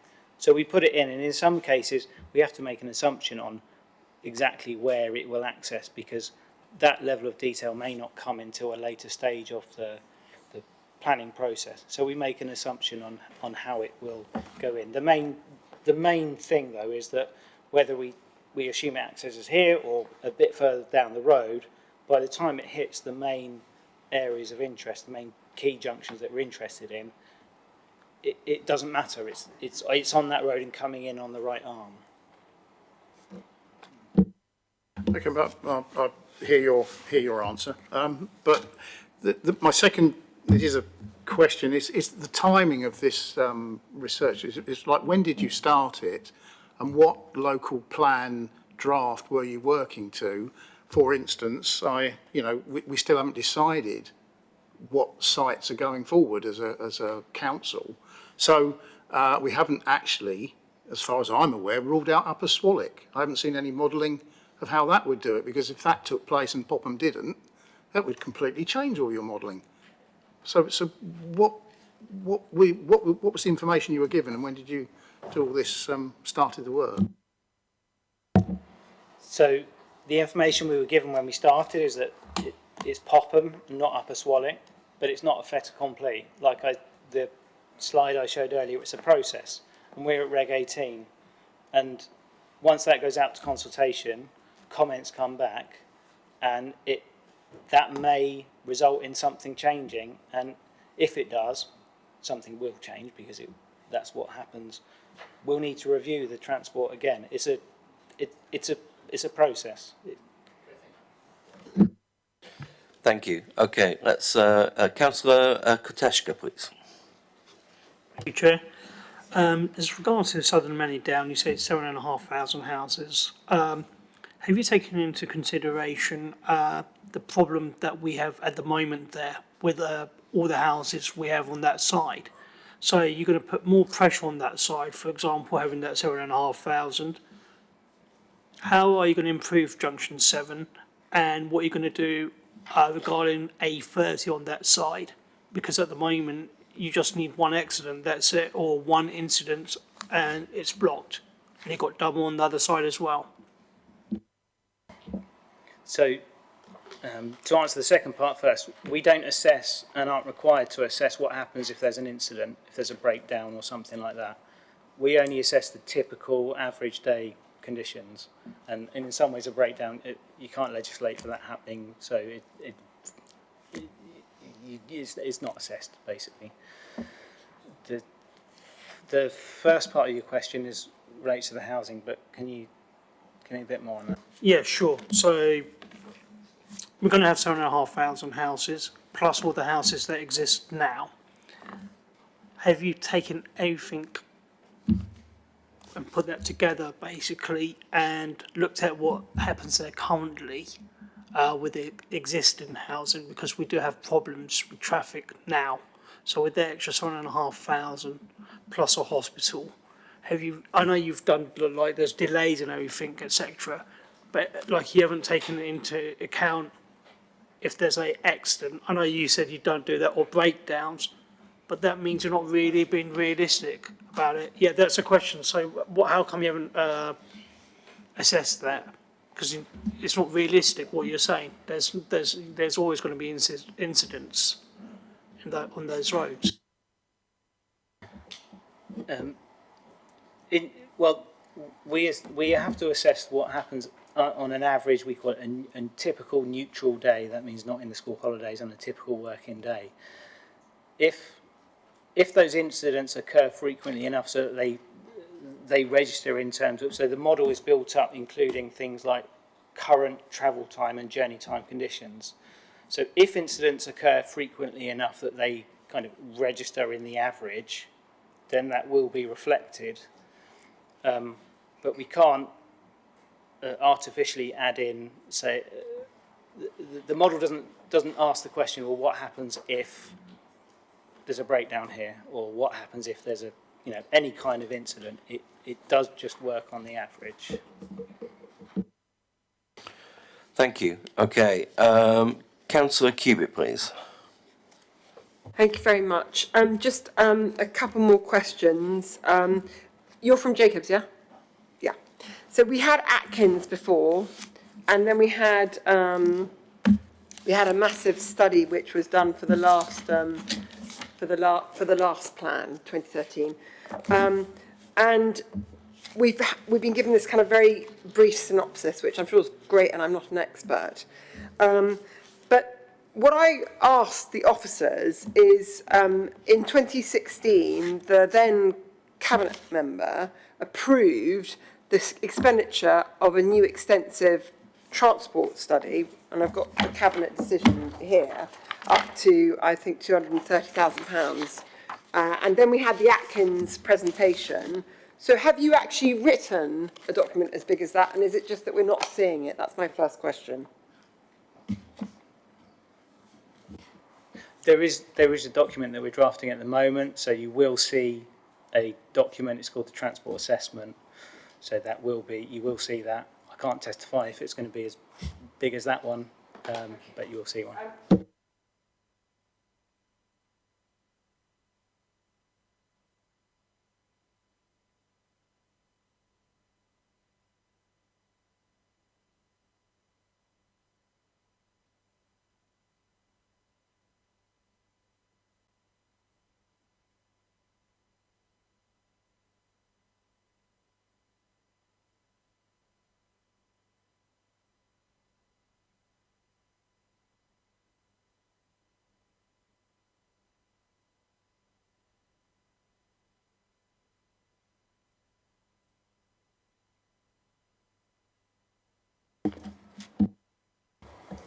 So that spine rate is included in the model.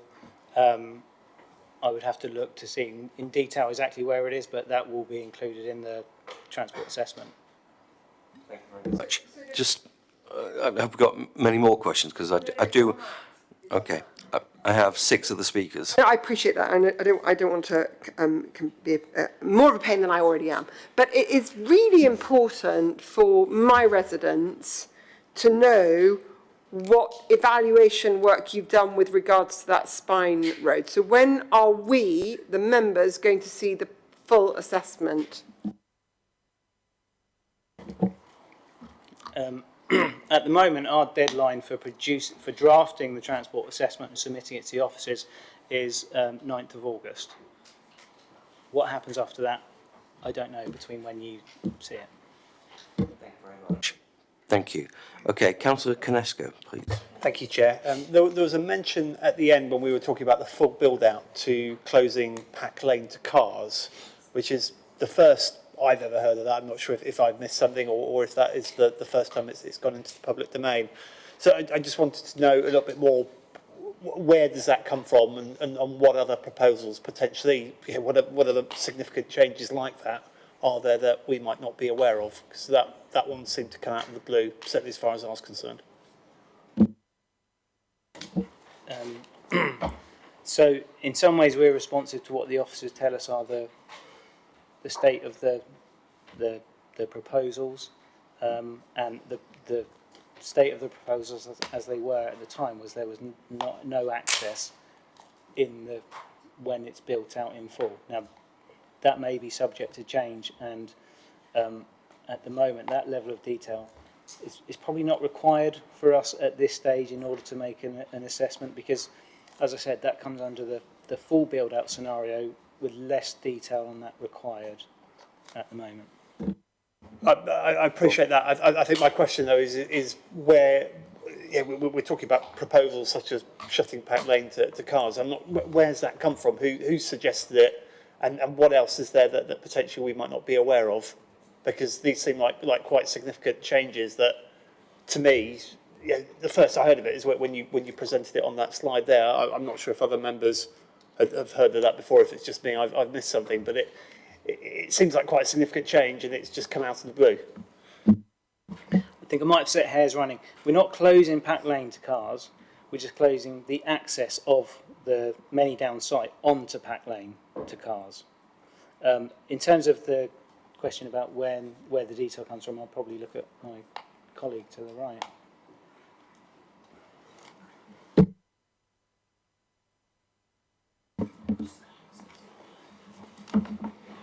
think with all the new sites that are coming forward, clearly one has to look at those and what frontages with roads they enjoy, what the layout of the existing highway layout is around those sites. So at this stage, we just have to make some assumptions as to how those sites may get built out. With that particular case, South Manydown does look to, as far as we understand, try and prioritise high quality public transport access, active modes access. So a measure that could assist in that is reducing its number of accesses with the local highway network. But I think it is very early days, and I wouldn't say that has high certainty. It's just that that is a possible scenario, and there could be other ones as the plan goes forward. And I'm sure there will be representations to the Reg 18 where site promoters can clarify what their aspirations are, and clearly given those responses, that's where we will have to review how the sites like to come forward, and that will probably involve future modelling. But as we progress through the process, clearly the site promoters will have a better indication as to how they're heading. We have a better understanding, and that can mean that the next round of modelling is more informed. I'll just make one final point, because I mean, that seems like quite a significant change. I don't think it's something that anyone here was aware of before, and for that to form an important part of our transport assessment, which is an important part of the local plan, it just seems like an incredibly big assumption to make without any consultation with anyone. I think for the purposes of really where we're looking at the LPU horizon 2039, that reference would be considerably beyond that. So I think possibly that may have caught more attention than it justifies. At the present time, we are looking at lower levels at the northern and southern end, and they are clearly separated. So for the LPU horizon and a period after that, then it will be a quantum of development at the northern end and a quantum at the southern end. Clearly, as the whole site is built out and there are connections internally, then there are ways in which that could be built out that makes it slightly more attractive, or maybe considerably more attractive, to use public transport and active modes of travel as opposed to travel by private car. And clearly, as developers, everybody's responding to the climate change emergencies, that will inform how that solution goes, and it could come forward in many different ways. So I think it's right to flag that there needs to be some thought process about the long-term picture. However, the area that's probably going to have the first and most significant level of scrutiny by the inspector is that 2039 horizon. Thank you. I've just got one question, and then I'll move on to Councillor Harvey. Okay, and I'd like to discuss Skates Lane in Tadley, okay, which is a development potentially of 300 houses. Okay, already the A340 from going up past the hospital and onto Tadley, which is our second largest area of habitation, okay, is actually quite crowded. So I'm still struggling to understand how you can come with a delay of 1 to 2 minutes normally.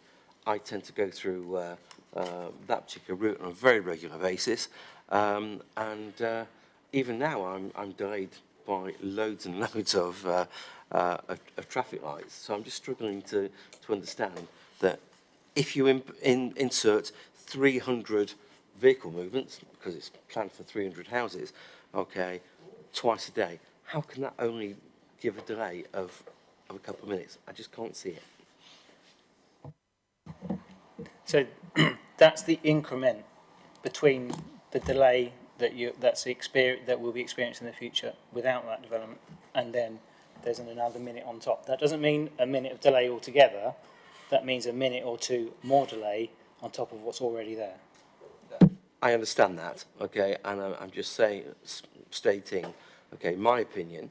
Okay, I'm not a modeller, but in my opinion, travelling that road on a regular basis, okay, that if you had 300 houses into, south of Tadley, coming down onto the A340, you're going to have more okay, than a couple of minutes, okay, delay, purely and simply due to the lack of infrastructure regarding schools, okay, for example.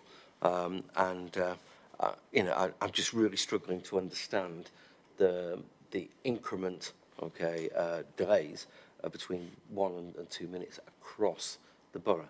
I just can't see it. I think there's got to be a lot more.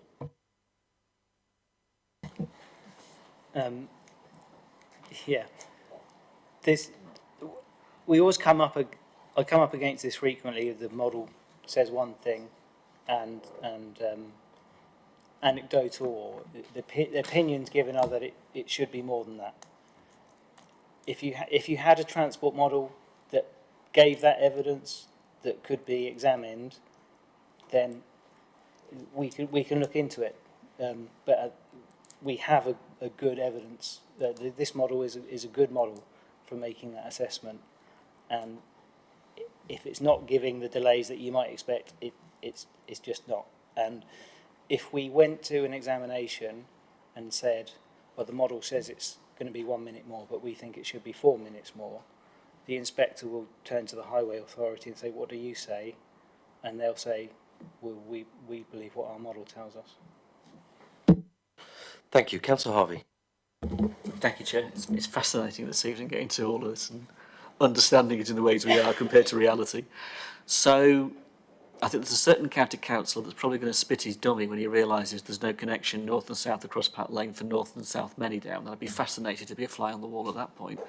But to be serious for a moment, if you're saying, and don't forget the county council and the borough council are essential landowners for South Manydown, that we don't know yet whether there's going to be a junction point, or we would desire as a landowner a junction point onto Pack Lane relating to Manydown, and you're modelling it at the moment without, that in itself is an interesting point, and perhaps that's worth picking up in another committee somewhere else as to where the master plan's got to, because I presume there's a master plan, which is fascinating.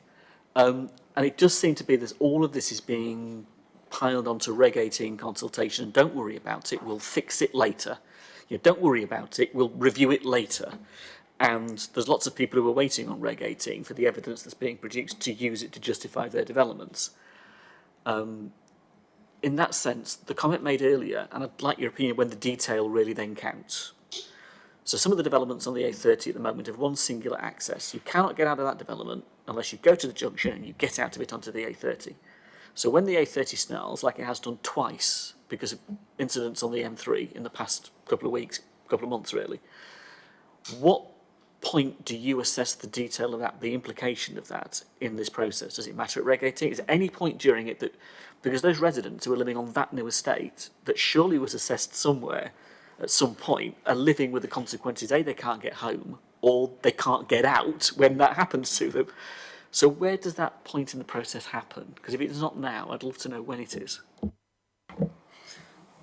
There's levels of detail. The finest level of detail will come at the planning application. The transport assessment for the local plan is there to help the inspector decide whether the local plan can be found to be sound. And what that means is it doesn't need to provide all the answers and all of the details.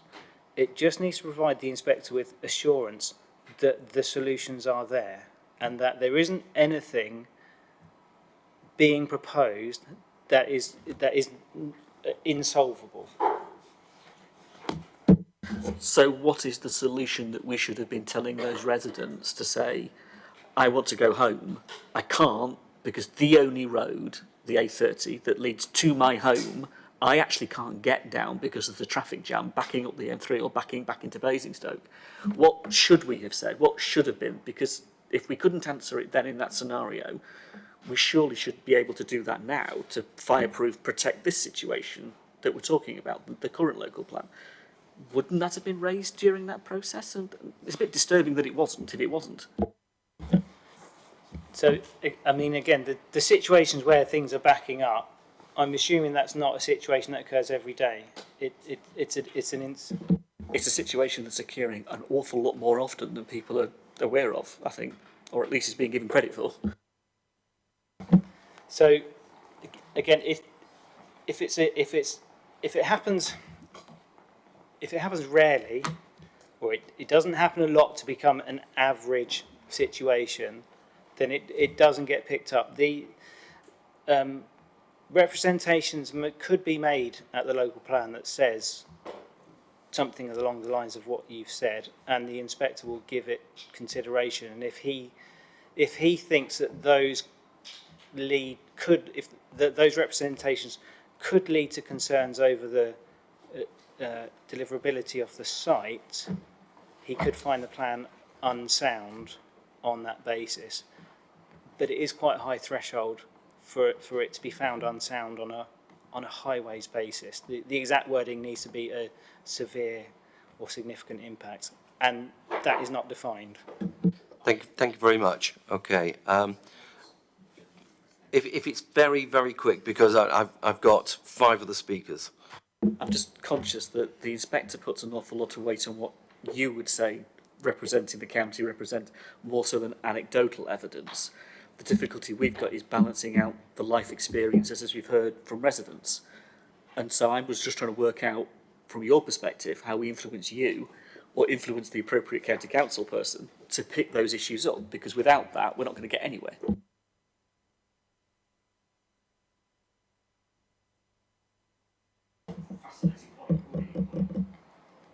Yeah, so in my experience, the inspector places a lot of weight on the sausage machine, and when objections are made, he considers them, usually turns to the highway authority, and they say the sausage machine says this, and that essentially wins the day. Thank you. Okay. Members, I would like questions to kind of move on a bit quicker and trying to be a bit brief, because we're running out of time, and I've got 5 speakers or 5 questioners. So, Councillor McCormick, please. Thank you, Chair. I'll be as brief as possible. I want to ask questions in 3 areas. The first one, looking at page 24 of our report, we've got routes 6, 5, 4 and 10, which are B3, 400, Pack Lane, A30 and M3, all of which have got problems. We've heard the M3's close capacity. We're looking at building 7,500 houses at many down south. Has a western bypass is that out of the question? Has that been completely ruled out? That's my first question. Second one, it was raised Upper Swallock. So route 3 on that map, which is the A339, potentially looks like it could be congested all the way back almost to Herriot on that map, certainly going up the hill towards Herriot. It is prone to congestion in the mornings. You've got road signs warning people as you go round Hackwood Park that the queue's likely. What was considered when that road was assessed? Was Upper Swallock a factor in that, or was it not? And my final question is, given the pressures that we have on traffic, and you mentioned the LC whip earlier on, that's an excellent project. I really hope it delivers. Are we really relying on the LC whip coming to the rescue of this local plan? Okay, so first question about Western Bypass, that hasn't been included in our assessment. For whatever reason, the officers have said that's not in focus at the moment. Upper Swallock, essentially same answer. And are we relying on the LC whip to rescue us? No, not on its own. The LC whip forms, it leads into the transport strategy, the LTP4, everything that's in there about getting people out of their cars. It forms part of the solution, it's not the whole solution. Thank you very much. Okay, Councillor McIntyre, please. Thank you, Chair.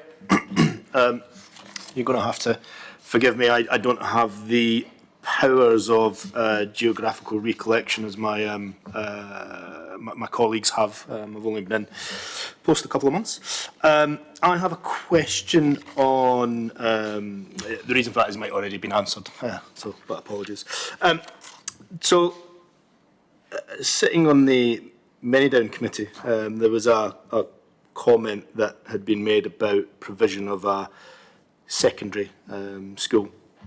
And I believe the latest statement from Hampshire County Council was the provision of that school will be prevalent on provision of safe access for pedestrian and children going across the railway, and also provision of a rapid transit system, which I believe is just another fancy name for a bus, following the same route. Has that been captured in this model? So with respect to Northern Manydown, there's primary schools assumed within the do minimum model, which includes that. I don't know whether explicitly a pedestrian crossing has been assumed across the railway bridge. It's probably not material to the impact in terms of transport.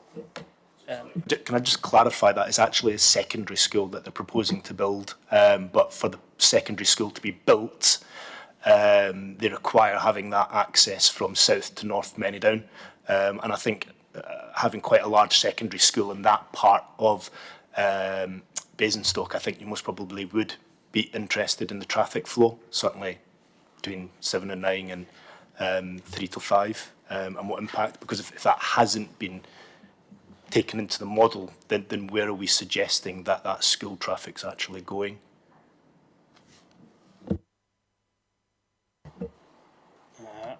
Are you referring to the Manydown Northern or Manydown Northern? We have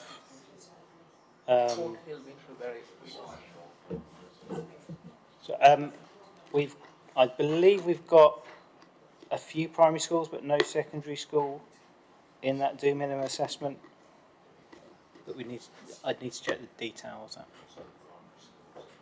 Okay, you can check the details and come back to the committee through Joe. Okay, that would be appreciated. Okay, moving on, Councillor Rattigan, please.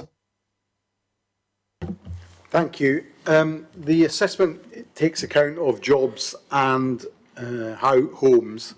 It doesn't seem to take any account of leisure changes. One of the leisure changes that we've had recently is the movement of Basingstoke Golf Club across to Dummer. And my estimates make there's about 2,800 movements a week crossing the M3 from Basingstoke into Dummer Golf Course. That will have an impact on something. Can we have some assessment of that in the future, or should we be having an assessment of leisure as included with jobs and homes? Just before you answer that, okay, it's now 10 o'clock. I propose to go on to 1:30, but that also includes the fact that we've got to finish work on the water study, okay, a water cycle study, and also go through the work programme. So just before you answer Councillor Rattigan's question, I've got Councillor Tomlin, Councillor Cubitt and Councillor Harvey.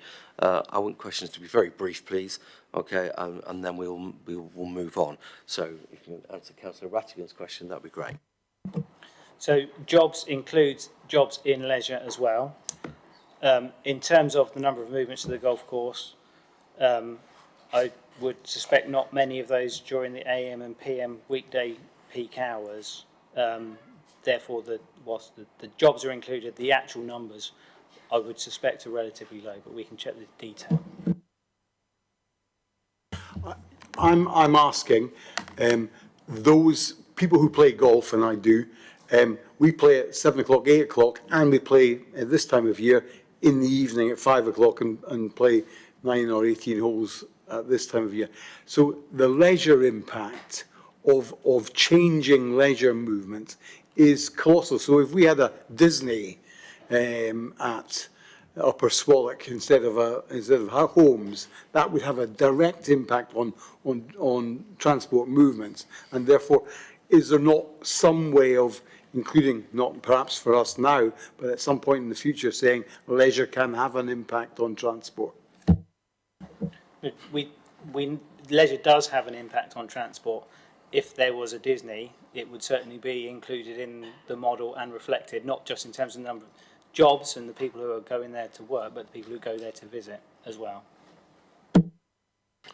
Thank you very much. Councillor Tomlin, please.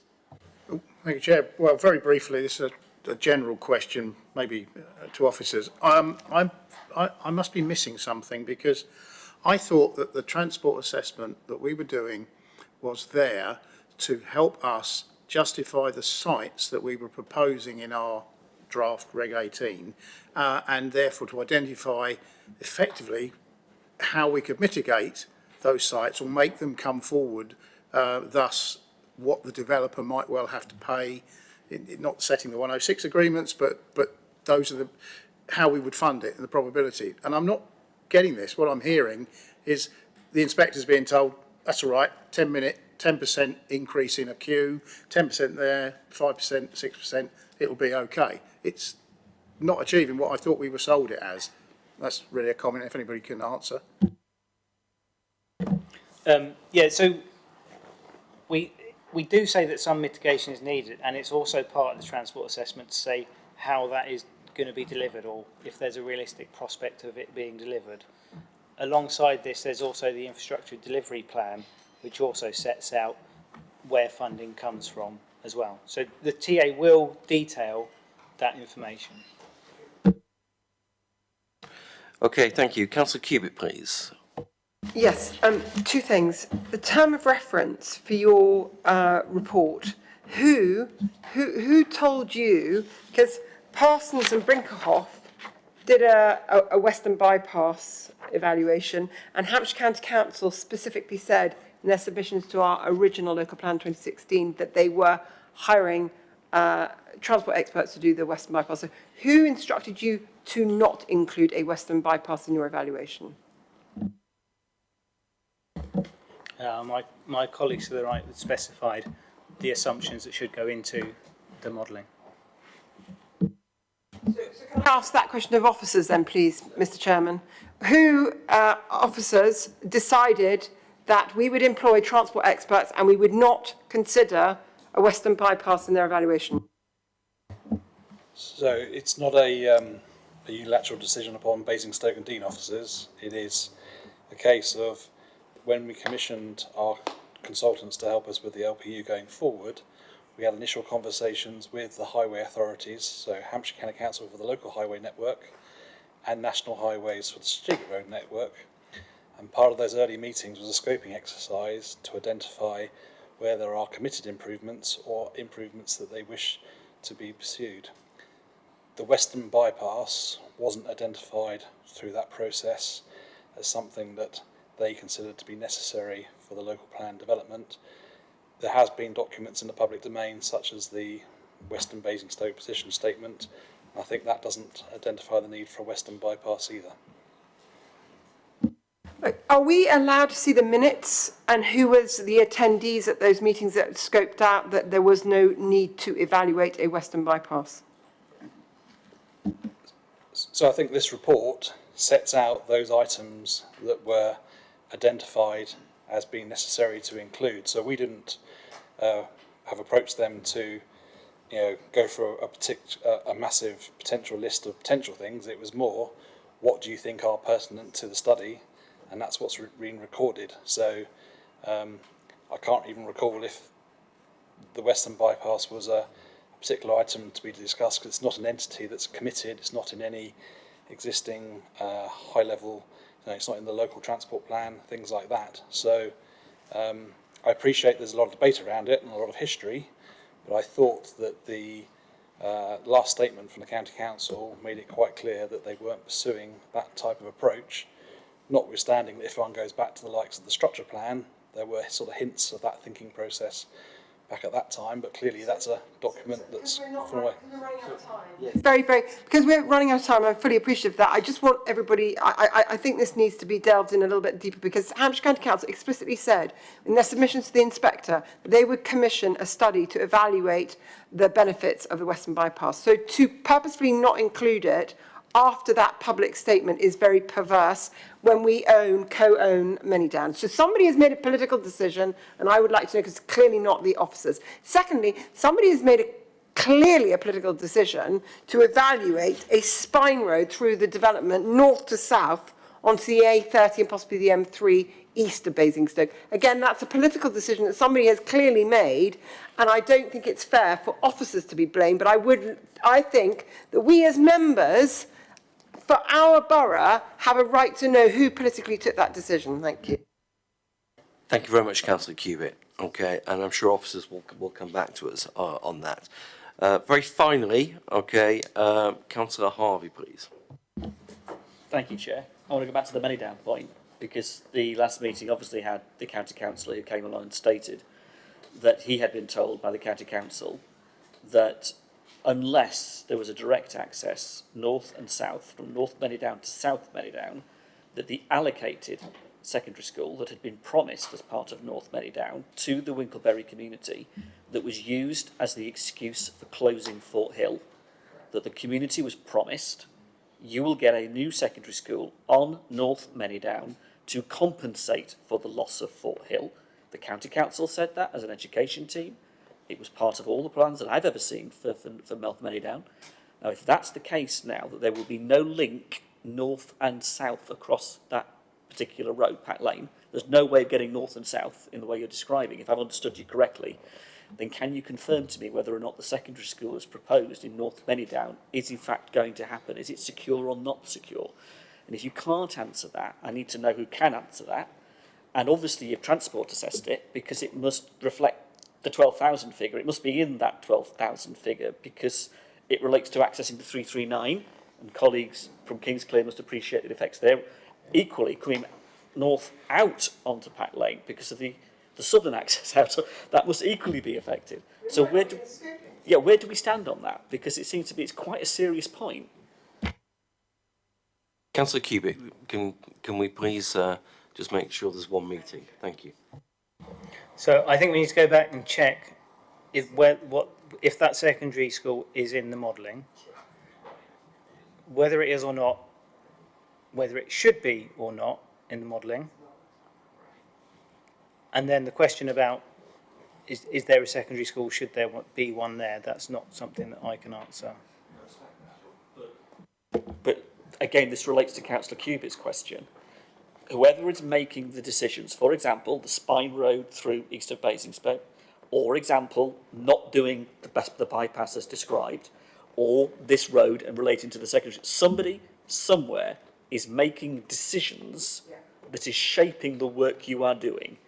Now, either officers are doing that, and that's absolutely fine, and we understand that somebody has set the parameters for you to do that, and it must be a political point. Who is setting the parameters for you to do that? Who is making those decisions? Because I think it's hugely consequential to our representative function for our residents, and I want to know. Equally so, Chair, if I may, I want to know the legal advice, and I'd like to ask this of you formally in a recommendation. I'm conscious we're running out of time, but I want to know, has there been written legal advice in regard to the standard housing methodology? Has this council received any advice to that effect? As described earlier by Mr. Capner, I want to know that, and if that can be shared, and who asked for it, I'd like to know that, please, if I can do. Forgive me for putting it in there, but I've got no choice because of time. Thank you very much. Okay, Councillor Ganesh. Thank you, Chair. Happy to answer the question, Councillor Harvey. As a local authority, we do seek legal advice on a regular basis on various issues.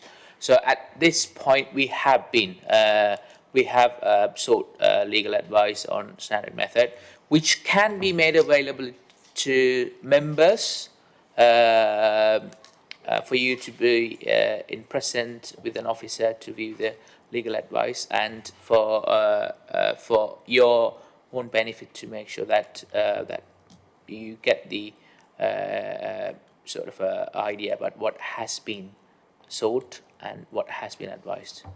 That's very important statement.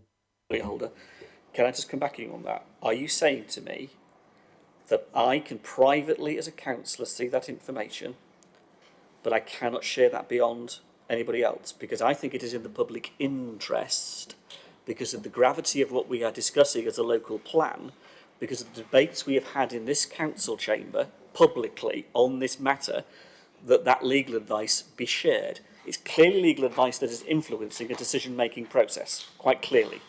I think I have a right as a backbencher to see that. So would my colleagues, and I think the public have a right to see that as well, so that we all know where we stand. And if we don't, I think that's a very serious issue. Thank you, Councillor Harvey. I'd just like to refer to Anne, please.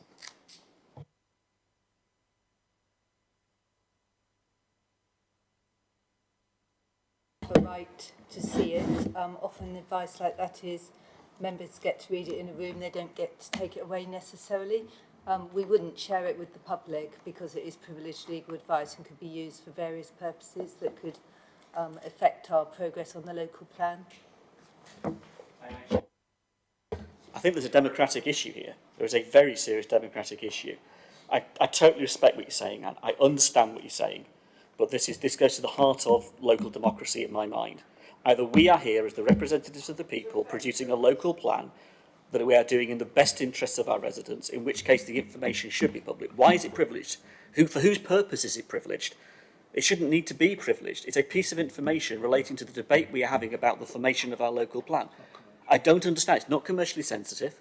It's a piece of advice that this authority has received about the standard methodology to use in creating a housing number. It should be made public. I respect what you're saying, Anne, but I do fundamentally disagree. Just, Councillor Harvey, that we take this offline and continue this discussion with Fiona. I think it's up offline, but I think it should be a conversation with all councillors offline, not just me. Thank you very much. Okay. What I'm proposing, I know we didn't get through the water cycle study. I'd like to say thank you very much to officers for the transport study, and also Carl and his colleague for the water cycle study. What I suggest, okay, because we have completely run out of time, okay, is that if anybody has any questions on the water cycle study, that they email them to Joe. Email them to Joe, put me on copy, okay, and then what we'll do is we will make sure that they get answered. Councillor Cubitt. Sorry, Mr. Chairman, we've got two experts here, which is really special for us, right? And we really asked and beseech the officers to allow them to come. Why can't we delay the work programme to another evening, say, for example, on Thursday, because we've got another meeting, and use the last 15 minutes to talk to Carl and to Jacobs? Because I don't actually think we've got 8 sections to go through, plus appendices. We aren't going to cover it. Okay, so, you know, in any way, shape or form, in 15 minutes, okay, you, Councillor Cubitt, will probably take the whole 15 minutes just to put some, yeah, not to be a pain, okay, just to put forward some of your questions. Okay, so my suggestion is, okay, is that what we do, okay, no, Councillor Harvey, okay, that what we do is we put, questions to officers, and then Joe, if you put them into Joe, put me on copy, okay, then Joe can make sure that Carl and his colleagues can actually answer them, okay, so we get written questions and they're circulated back to the committee. Okay, so that's my suggestion. Councillor Harvey. No, thank you, Chair. I appreciate that. I just think it's because of these two papers being as important as they are and the questions that we're asking, obviously being as searching as they are, and why would they not be, because of the gravity of what these two papers are, that to do it on simple questions, again, behind closed doors, as it were, that we ask questions of officers and they come back to us. Doing it on the public record is what we're here to do. I would recommend, and I would move a recommendation, that this committee adjourns this meeting and comes back again when we can carry on and do the detail of this. Otherwise, what's the point? Pure and simply, I think it's a question of time. I would like to handle it, okay, through questions to officers, okay, and then it can be disseminated back to the committee. Okay, we can attach the questions to the minutes so that they become part of the public record, and I'm happy to do that. But I just think that, you know, this should be the way forward for the remainder of the water cycle study. Okay, so with that, I'd like to say thank you very much to consultants and officers, okay, from both the council and from Hampshire, and various consultation companies. And what I'd like to do is just have a quick 30 seconds, and then we'll go into the work programme.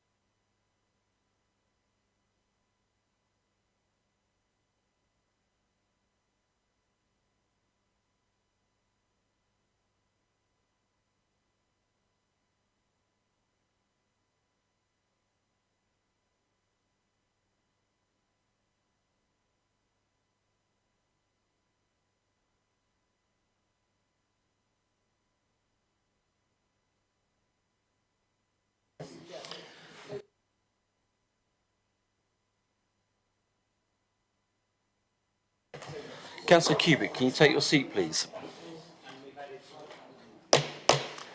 Councillor Cubic, can you take your seat, please?